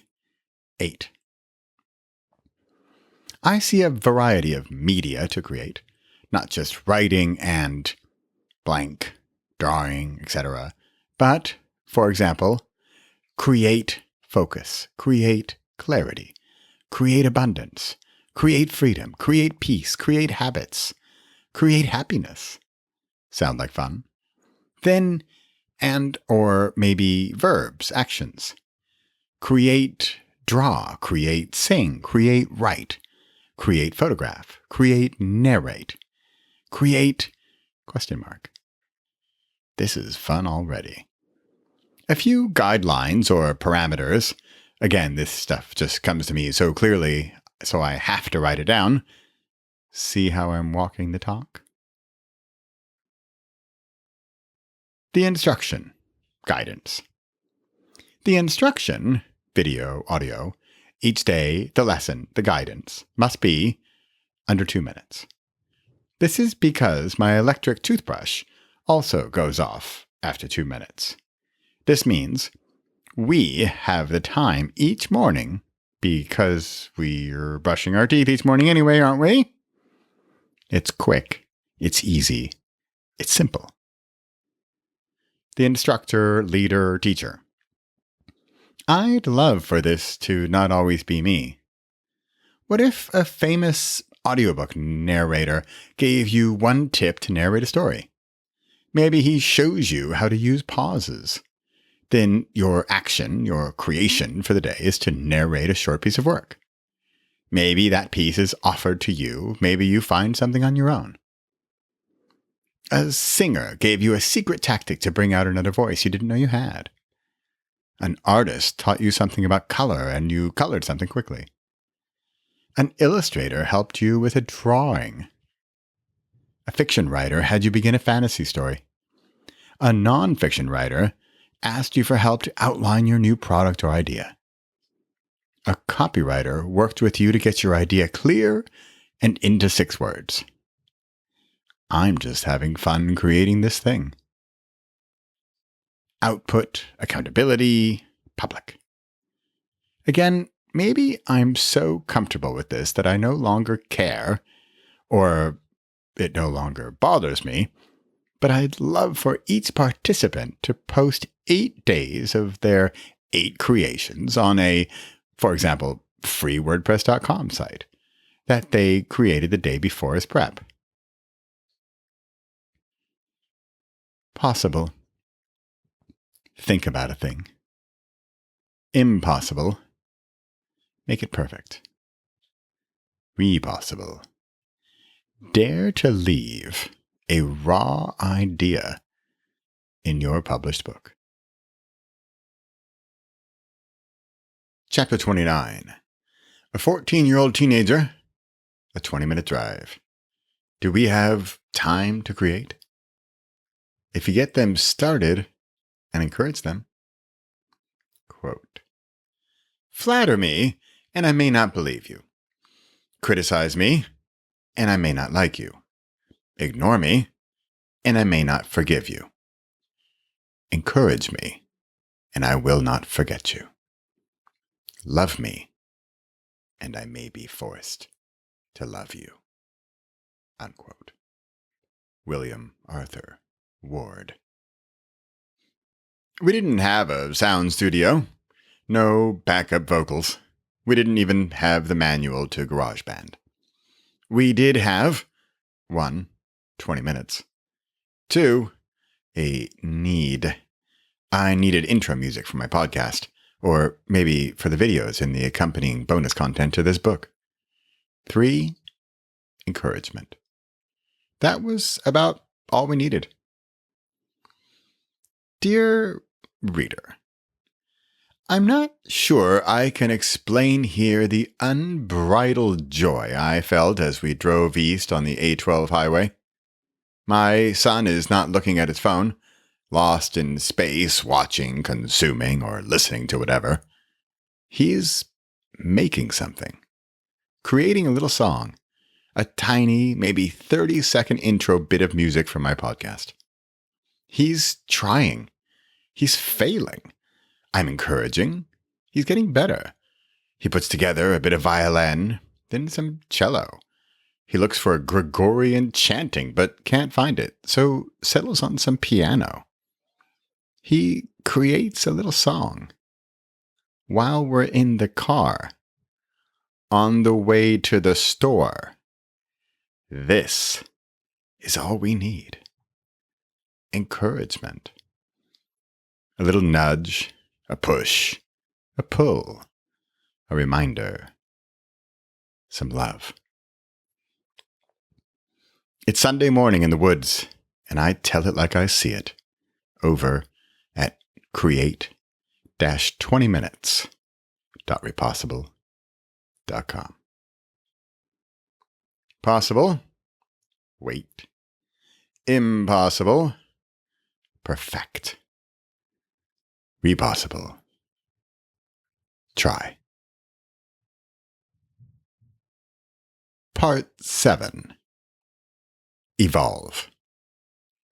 Quote, what's dangerous is not to evolve. Unquote. Jeff Bezos. Chapter 30. Do something daring, find tribe, write book. You don't need to go it alone. Quote, it's important to find your tribe. If you can find people you can share ideas with, people you're mutually stimulated by, it helps you move forward. Unquote. Carla Crome. Let's put that chapter title into a numbered list, shall we? 1. Do something daring. 2. Find tribe. 3. Write book. It sure beats the old way I was doing it, which was 1. Do something daring. 2. Write book. See that vital step number 2 I was missing? The turning point for me was Spark.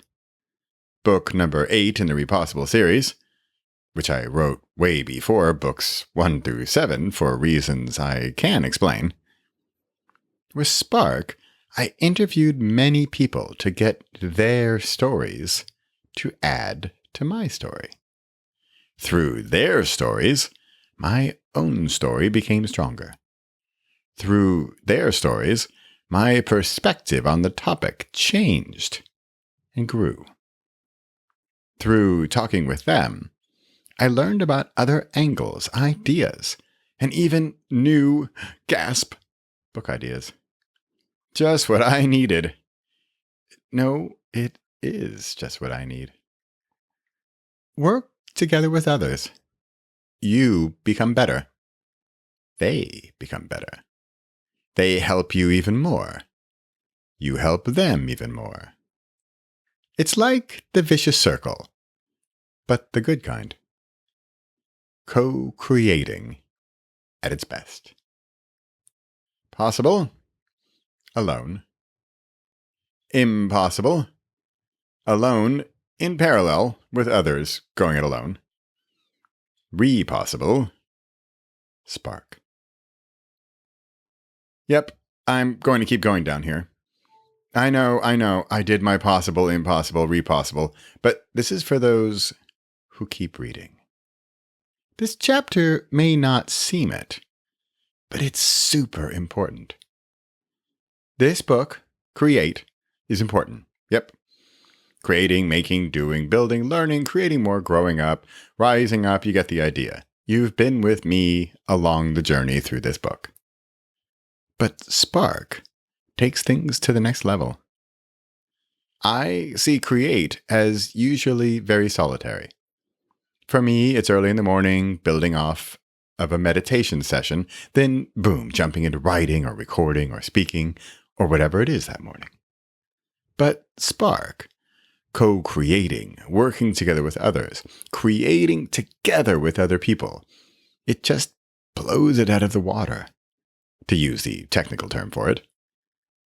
Do you ever have it on a phone call or maybe out for dinner and you're talking away, listening, back and forth, exchanging ideas, and there's a lull in the conversation? Then something drops, like lightning. Then the thunder arrives. You usually both feel it. Something just happened. You feel it more than you can pinpoint or even put your finger on it. You connected. Something you and the other person said or discovered or even created just landed in your lap, in your mind, maybe in your heart, and you felt it land there. Like thunder when it's close. You feel it in your bones. That's co-creating. I know we're still in the Create book, and it's mostly about creating on your own, and I acknowledge that. But I get excited about the bigger stuff, the loftier goals, the exciting and tears in my eyes while walking in the woods stuff.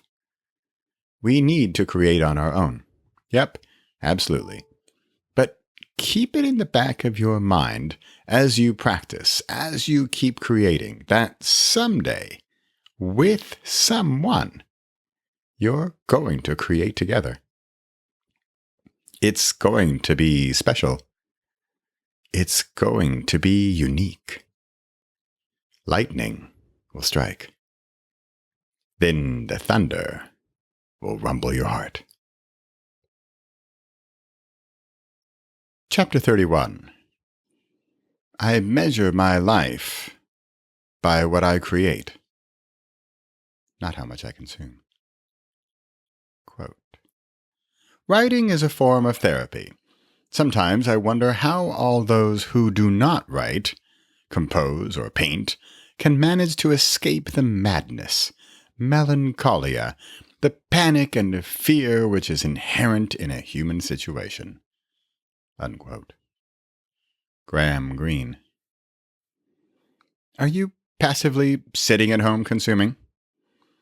I was listening to Joanna Penn's 10-year anniversary podcast. 10 years of her blog, 10 years of her podcast is early next year. While biking home through the woods this morning. She's a writer, podcaster, speaker. She's a maker, a doer. She builds things, creates something from nothing. She's a creator. My 22nd book came out last month, and I'm really excited about my 23rd book, Create. Maybe it'll be my 24th book, as Ask or Meditation for Creatives might sneak in the production line first. But that's exactly my point. I'm creating. I love creating. I can't not create. Without creating, I don't know what I'd do with myself. Sure, I love to sit in a movie theater as much as the next person. I treasure being taken away in a story between the pages of my favorite novels. But the gauge I use to test what you truly love is when, for example, you, accidentally, get up early on a Sunday morning. No one else is awake. You have an hour or two of completely free, unexpected time to yourself. And what do you choose to do? I'll usually write. If I'm feeling particularly whimsical, I'll write fiction. Below are some quotes from Joanna in her podcast episode last week. I listened to them, backed up, and typed them out because they're just that important to me. If you'd like to listen to the full episode, you can find your favorite podcast link here. From first book to a multi-six-figure writing business, 10 years of the creative pen. Quote, I've always felt that being an indie author is a movement, but I think it's part of this bigger maker movement. People never believed that humans would want to do this. The big publishers probably thought that the most of us are just passively sitting at home consuming, whereas actually, people want to create. Unquote. Quote, you can see this shift in big brands to artisan products, independent creators. Unquote. Quote, we are a self-sustaining ecosystem of authors. Everyone who writes a book buys more books than they'll ever write. Unquote. Quote, if you're someone who believes that every author is your competitor, you're going to be unhappy. Unquote. Quote, I measure my life by what I create. Unquote. Joanna Penn.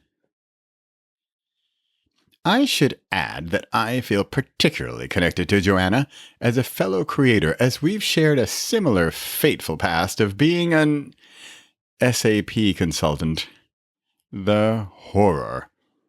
Then we both came to our senses, turned a corner, and chose to lead the lives we were meant to live as creators. Thank you, Joanna, for leading the way.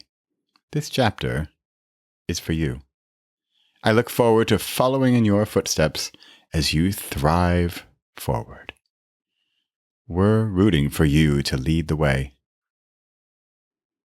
Possible? Follow. Impossible? Stop the creators.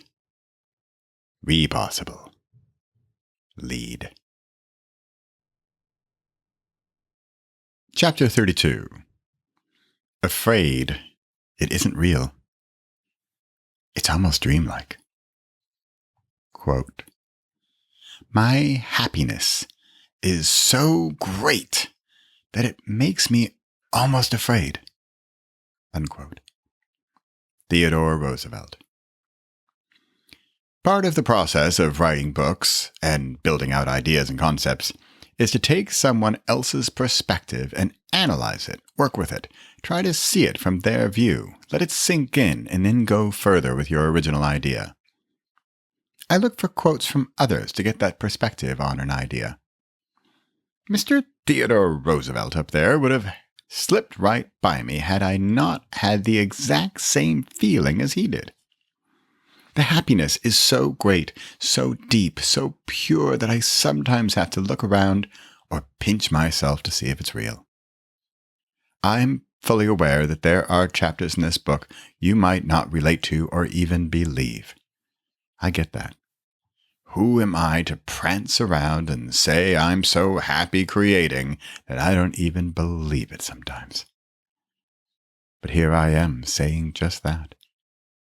I just want to whisper it in your ear that there are higher states to strive towards where we create and it makes us giddy, happy, full of life and meaning and purpose.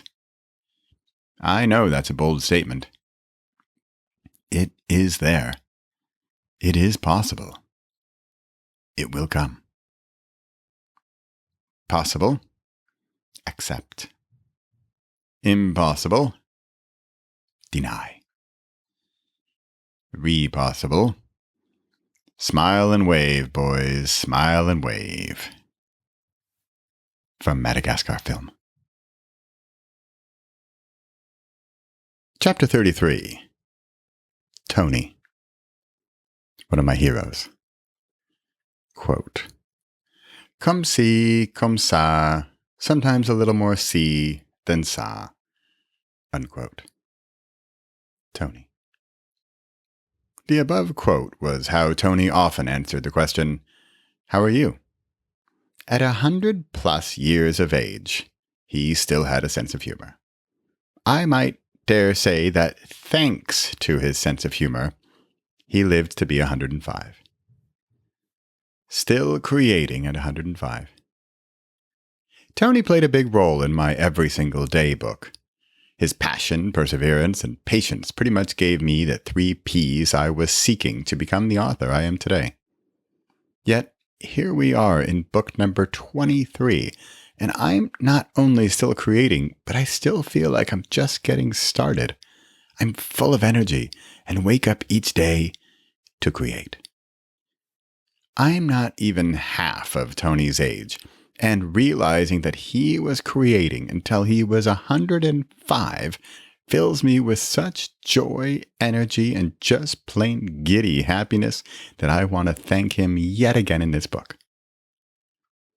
I believe he made it that long, in part because he was creating.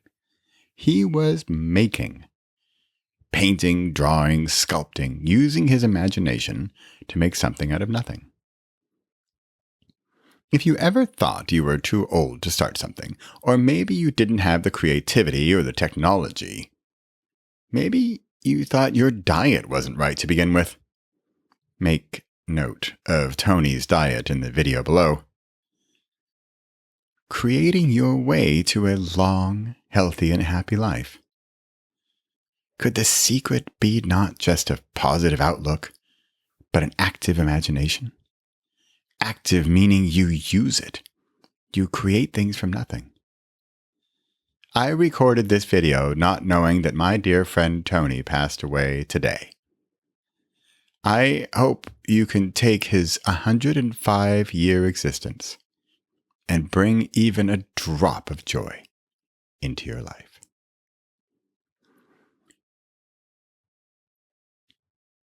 He creates something from nothing. It's easy. I promise. There's a tribute to Tony here. create-tony.repossible.com. Possible? Create today. Impossible? Plan to create once you're 105. Repossible? Create now, as if you're 105. Chapter 34. How to go from nothing to everything. From nothing is magical to everything is magical. Quote, if you're not in awe, you're not paying attention. Unquote. Bumper sticker. It's both simple and easy. I'm jet-lagged, out of my rhythm. I'm tired, a zombie. My eyes are heavy. I'm not myself. I'm in a place where nothing is magical. This may not seem like such a strange thing unless you're used to a state where everything is magical. Now, I don't mean that I go around and see glitter in the leaves of the trees or a shimmer in the eyes of a person I pass by, or that crystal clear ideas come to me like snowflakes on a late winter evening. I couldn't possibly mean that I feel that my feet don't always touch the ground, or I tend towards bringing out mostly only the good in people, or my life seems like a circus event where tigers jump through the hoops of my memory and ignite the fiery flames of passion in the everyday. And of course, I certainly wouldn't imply that I lead a charmed life where relationships with people are things I can see, just like I can see someone's breath on a fresh fall morning. I wouldn't dare suggest that I reside at a higher level, vibrate on a higher frequency, and somehow manage to transform what might be seen as a regular human existence into a fairy tale poem of fantasy. I couldn't possibly mean all of that. Except that this is exactly what I mean. Precisely what I imply.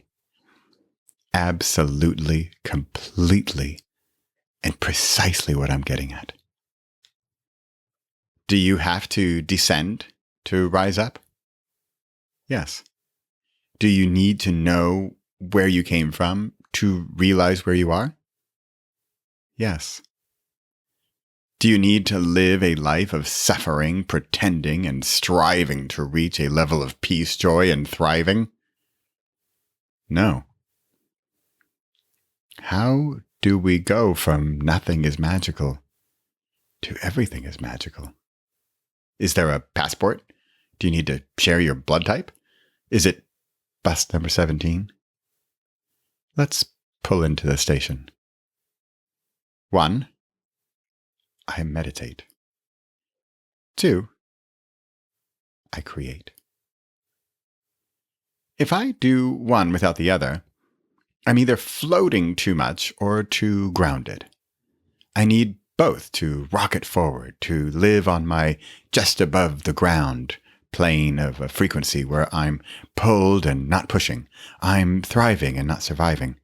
I'm me of today and not me of the past. In other books, I talk about the cat, the one with 9 lives. Then I mention that I'm not a cat. I have this one life. I don't want to apologize for living above ground. I want to rise up even further and reach and rise and relish. Ooh, that just came out of me. And I love alliteration. Reach, rise, relish. Plus, relish is nice on a burger. How can I go from floating in the heavens to a burger? Because this is all light, easy, and simple. It's fun and funny. Because I'm both deliciously satisfied and I'm kind of hungry. Because while there are days when I feel that nothing is magical, I can return to my default state where everything is magical. 1. Meditate. Let it in. 2. Create. Let it out. I can add more steps and make it harder if you like.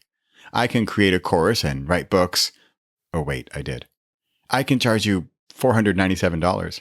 You can fill out forms. You can dream and hope. You can procrastinate and weigh the options. Wait until a future life, especially if you're a cat. Or you can read into those 2 steps and live by them. It's all you need. Possible? You have no idea what I'm going on about in this chapter. Impossible. Nothing is magical. Repossible. Everything is magical. Chapter 35. Meditate plus create. The no longer secret formula to creative success. Quote, meditation is to get insight, to get understanding and compassion, and when you have them, you are compelled to act. Unquote. Thich Nhat Hanh. I've been a little stuck in the past few weeks. Okay, months. How can I break free? I'm busy. I'm getting things done. That's even an acronym, right? GTD. Check. But where am I headed? What's my secret project? And by secret, I mean my passion project, the one I work on when I wake up early on a Sunday and everybody else is sleeping. It took me an hour, but I got my answer. It came to me, pull, but then I also had to do some work to get it out. Push. It came to me, meditate, but then I also had to do some work to get it out. Create. Here are a few minutes of clarity on a sunny Sunday morning in the woods. That is, my office. create-meditate.repossible.com. Possible, meditate plus create.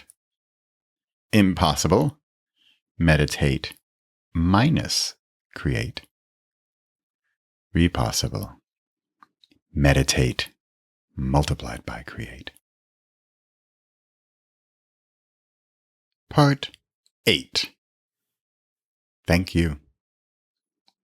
Quote, develop an attitude of gratitude and give thanks for everything that happens to you, knowing that every step forward is a step toward achieving something bigger and better than your current situation. Unquote. Brian Tracy. Chapter 36. A dialogue without an audience is a monologue. Thank you for being here. Quote, we all need people who will give us feedback. That's how we improve. Unquote. Bill Gates. I could write, I couldn't do this without you. But of course I could. I write, I create, I get stuff done. I can do it with you. Or I could do it without you. I put it out there. I publish books.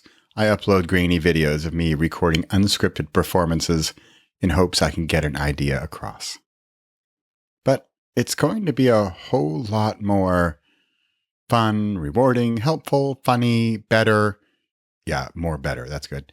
Edited, thought through, if we do this together. Quote, "The shortest feedback loop I can think of is doing improvisation in front of an audience." Unquote. Dimitri Martin. Sure, I write books. You have one of them in your hands right now. In essence, it's a monologue. I write stuff and you read it. That's fine and all. But the dialogue is when things get good. There have been a gazillion links to videos of me and others in this book. Yet, how can we make this more of a two-way street? More of a dialogue than a monologue? Over where the videos are hosted, you can leave comments. You could join the Repossible Facebook group and say hi in there. If you'd rather not get all that direct, you can also like the Repossible Facebook page, or comment there, or follow, or whatever it is we do with Facebook pages. I'm not even sure. The number one action you can take to help spread the create love would be to write a quick and honest review of this book. I'll get into that in the next chapter, called Ask. But because we're still in this book, my challenge to you is to also start the dialogue with what you create. Sure, you can create in a vacuum too. I do it all the time. But when you let the air in, when you open up the doors to the world and let your creations come into their own, that's where the magic happens. So before we completely get into the back of the book matter, I want you to know that I wholeheartedly appreciate and cherish you being here, and I thank you for your time, attention, and creations. Possible, monologue. Impossible, Yule log.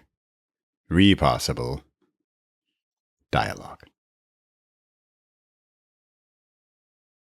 Chapter 37. Thank you, Mom. Here we go. Quote, "If you like 'em, if you love 'em, tell 'em now." Unquote. Mom. From a cowboy poem. I have just added this little chapter at the end of the book as a tribute to my mom. She passed away almost 2 months ago now. And whereas the first 6 weeks after her passing were filled with administration and paperwork and filing, it has now been enough time to where I'm somewhat back in a routine. But that routine is different. That routine no longer includes calling her from the woods with Pepper in the evening. She was a large part of my daily inspiration. The routine has changed. I want that routine to change again. Change more, change for the better, higher, greater. I honor my mom's gift to the world and feel chosen, yes, by her, to fill her shoes and spread her positive attitude and endless energy to those around me. Yesterday morning, during my meditation, she suggested I use my voice. I took it to mean narrating audiobooks, recording podcasts, and making films. The first thing I did yesterday morning was set up production on the Create audiobook, and then I started cranking through the chapters. As I recorded, I physically felt my body lightening, letting off steam, opening the valve, unblocking the exhaust pipe. For me, audio recording is one of my outlets. What is one of yours? Figure that out. Ask your mom. Then turn the handle and let it flow out of you. The secret part that defies physics is that the more I let out, the more I narrate a book, the more that comes in. It seems like this would cost me energy, yet it provides it. Maybe that's what kept my mom going, pulled her forward, and helped her lift up so many around her. The outpouring of her love, her inspiration, and her energy was more of a river than a waterfall.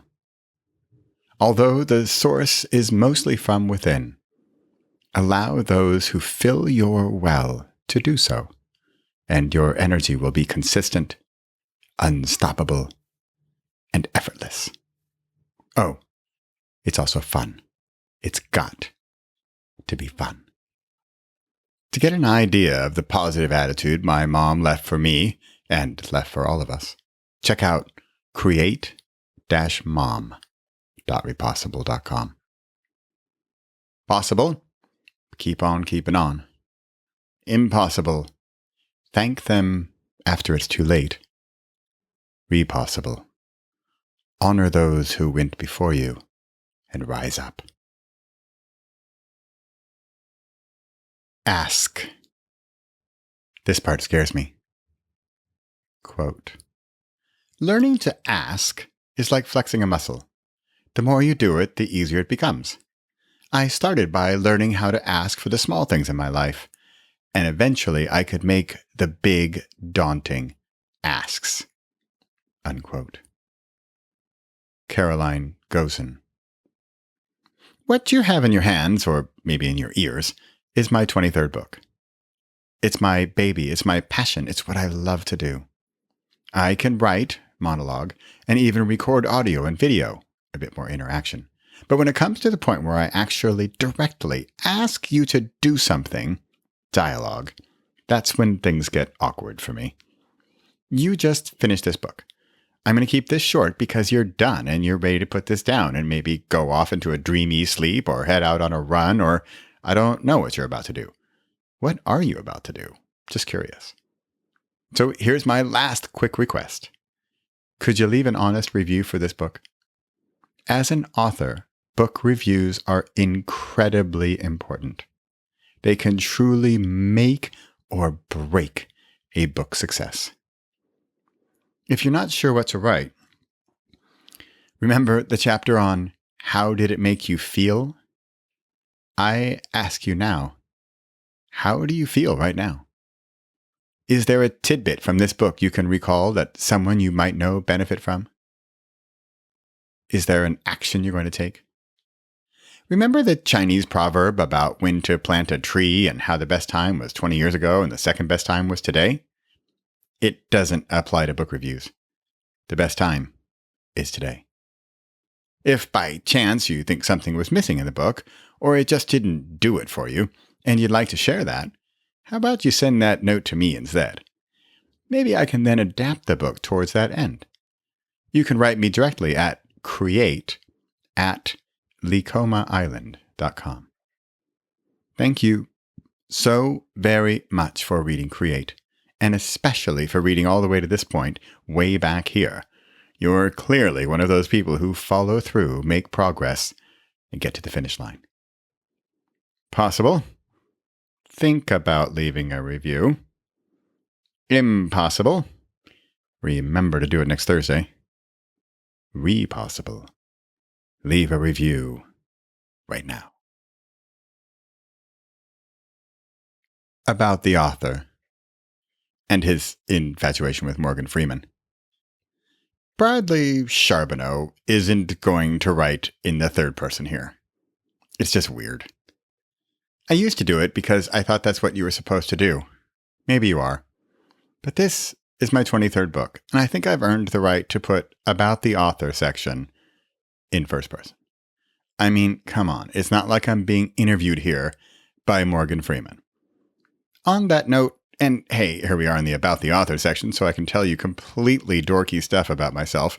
I have a refrigerator magnet that says, quote, I wish my life were narrated by Morgan Freeman, unquote. The fridge.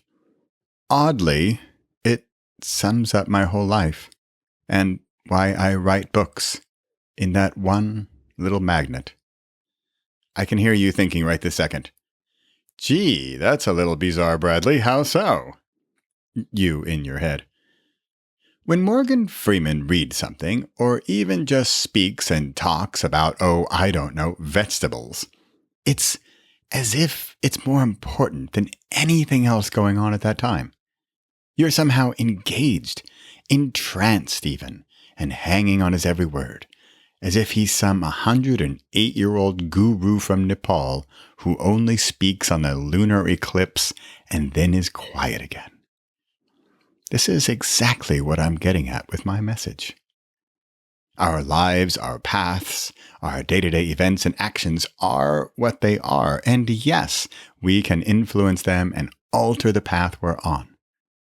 But whatever direction we take, whatever action we begin today, whatever we create, it's going to sound better.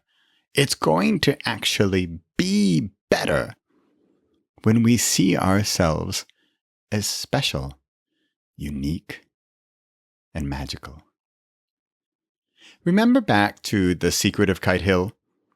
My first book I wrote together with my two sons when they were 8 and 10. At its core, it's a book about a walk home from school. Simple, even mundane. Yet, it's transformed into a deeper story, an example of how a tiny, seemingly insignificant event has mutated into something much bigger. Think about it. If Morgan Freeman were to narrate The Secret of Kite Hill, it would elevate the story to epic proportions, to history-making drama, and turn something ordinary into something extraordinary. This is exactly, precisely, and purely what I'm after. The ordinary into the extraordinary. Maybe I can get this guy to read my About the Author page if Morgan Freeman is busy. https://youtube/OFEHGZGUBYI. Until then, I'll keep living every single day as if my life is narrated by Morgan Freeman. And if he's busy, and the other guy too, then I know another narrator who could tell your story better than anyone else on the planet. That person is, of course, you. I live in a little town in the woods outside of Utrecht in the Netherlands with my wife Saskia, our famous 2 young boys of the Adventures of Lee and Lou fame, and our at least as famous dog Pepper. This is my 23rd book. It is far, far, far from my last. Find, ask, decide, create, and play at bradleycharbonneau.com. Possible? Silence. Impossible? Morgan Freeman. Repossible? Your own voice. Acknowledgements. Better together. Ever since I wrote Spark and interviewed 13 families for it, I value more and more playing together with others. Do we have time for one last numbered list? Here's what happens when you play together with others. 1. Fun. 2. Better. 3. Unknown creative ideas come your way. 4. Together. 5. Better together. 6. New ideas. 7. Ideas that are not yours, nor would you have ever thought of them on your own. 8. Laughter. 9. Cold, hard truth. Do you like how this one follows laughter? 10. Grit. 11. Accountability. 12. Funny. 13. Cooperation. 14. Collaboration. 15. New projects. 16. Reining in from too many new projects. 17. Balance. Nicole Hausinga just wrote a note in my shared Google Doc listing her favorite subtitles, and I think we have a winner. Daniel Oppenheim texted me back and forth early on a Sunday morning all the way from Slovenia with some wild ideas about subtitles that may or may not make the final cut, but they guide the discussion and broaden the scope. Sudanya Malik helped with a long overdue photo shoot, and that seemingly insignificant afternoon has turned into a partnership, part of which is the creation of the Create Summit. Edwina McKenzie and Dee Dee Charbonneau, yes, that Dee Dee, my mom, dare to delve into the depths of a poorly formatted Google Doc manuscript and take out words I overuse, such as just and that. They also dare ask me the hard questions like, what in the world are you talking about in Chapter X?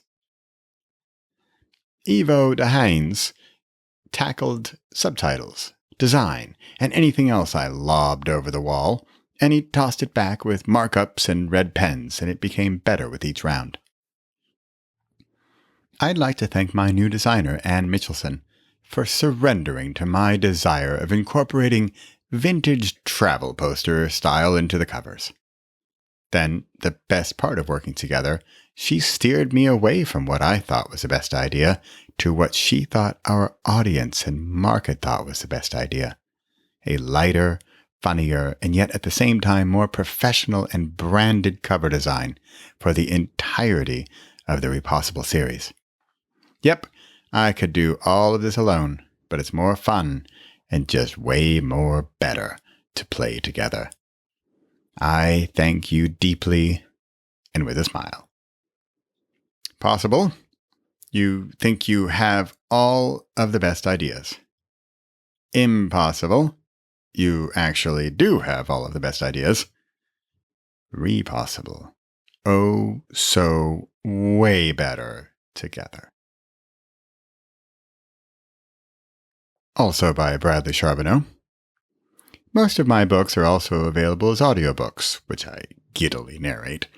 Search for my name at your favorite audiobook distributor, slip on your headphones, and let me take you away. The Repossible series. Repossible, Every Single Day, plus the Every Single Day playbook. Ask, Dare, Create, Decide, Meditate, Spark, Surrender, Play, Elevate. The Frequency series. Every Single Day, Every Single Day Playbook, Every Single Day Kids, Every Single Day Teens.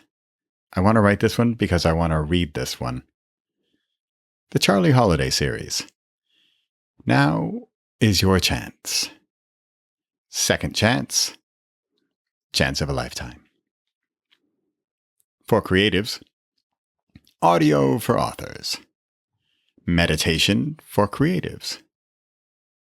Shorts. Secret Bus to Paradise. Where I Already Am. Past the Sour Cream. A Trip to Hell. Drive-by Dropping. The Lee and Lou series. The Secret of Kite Hill. The Secret of Markree Castle. The Key to Markree Castle. The Gift of Markree Castle. Driehoek. Really old. Urban Travel Guide, San Francisco. The end. It's really the beginning. Go ahead. Create.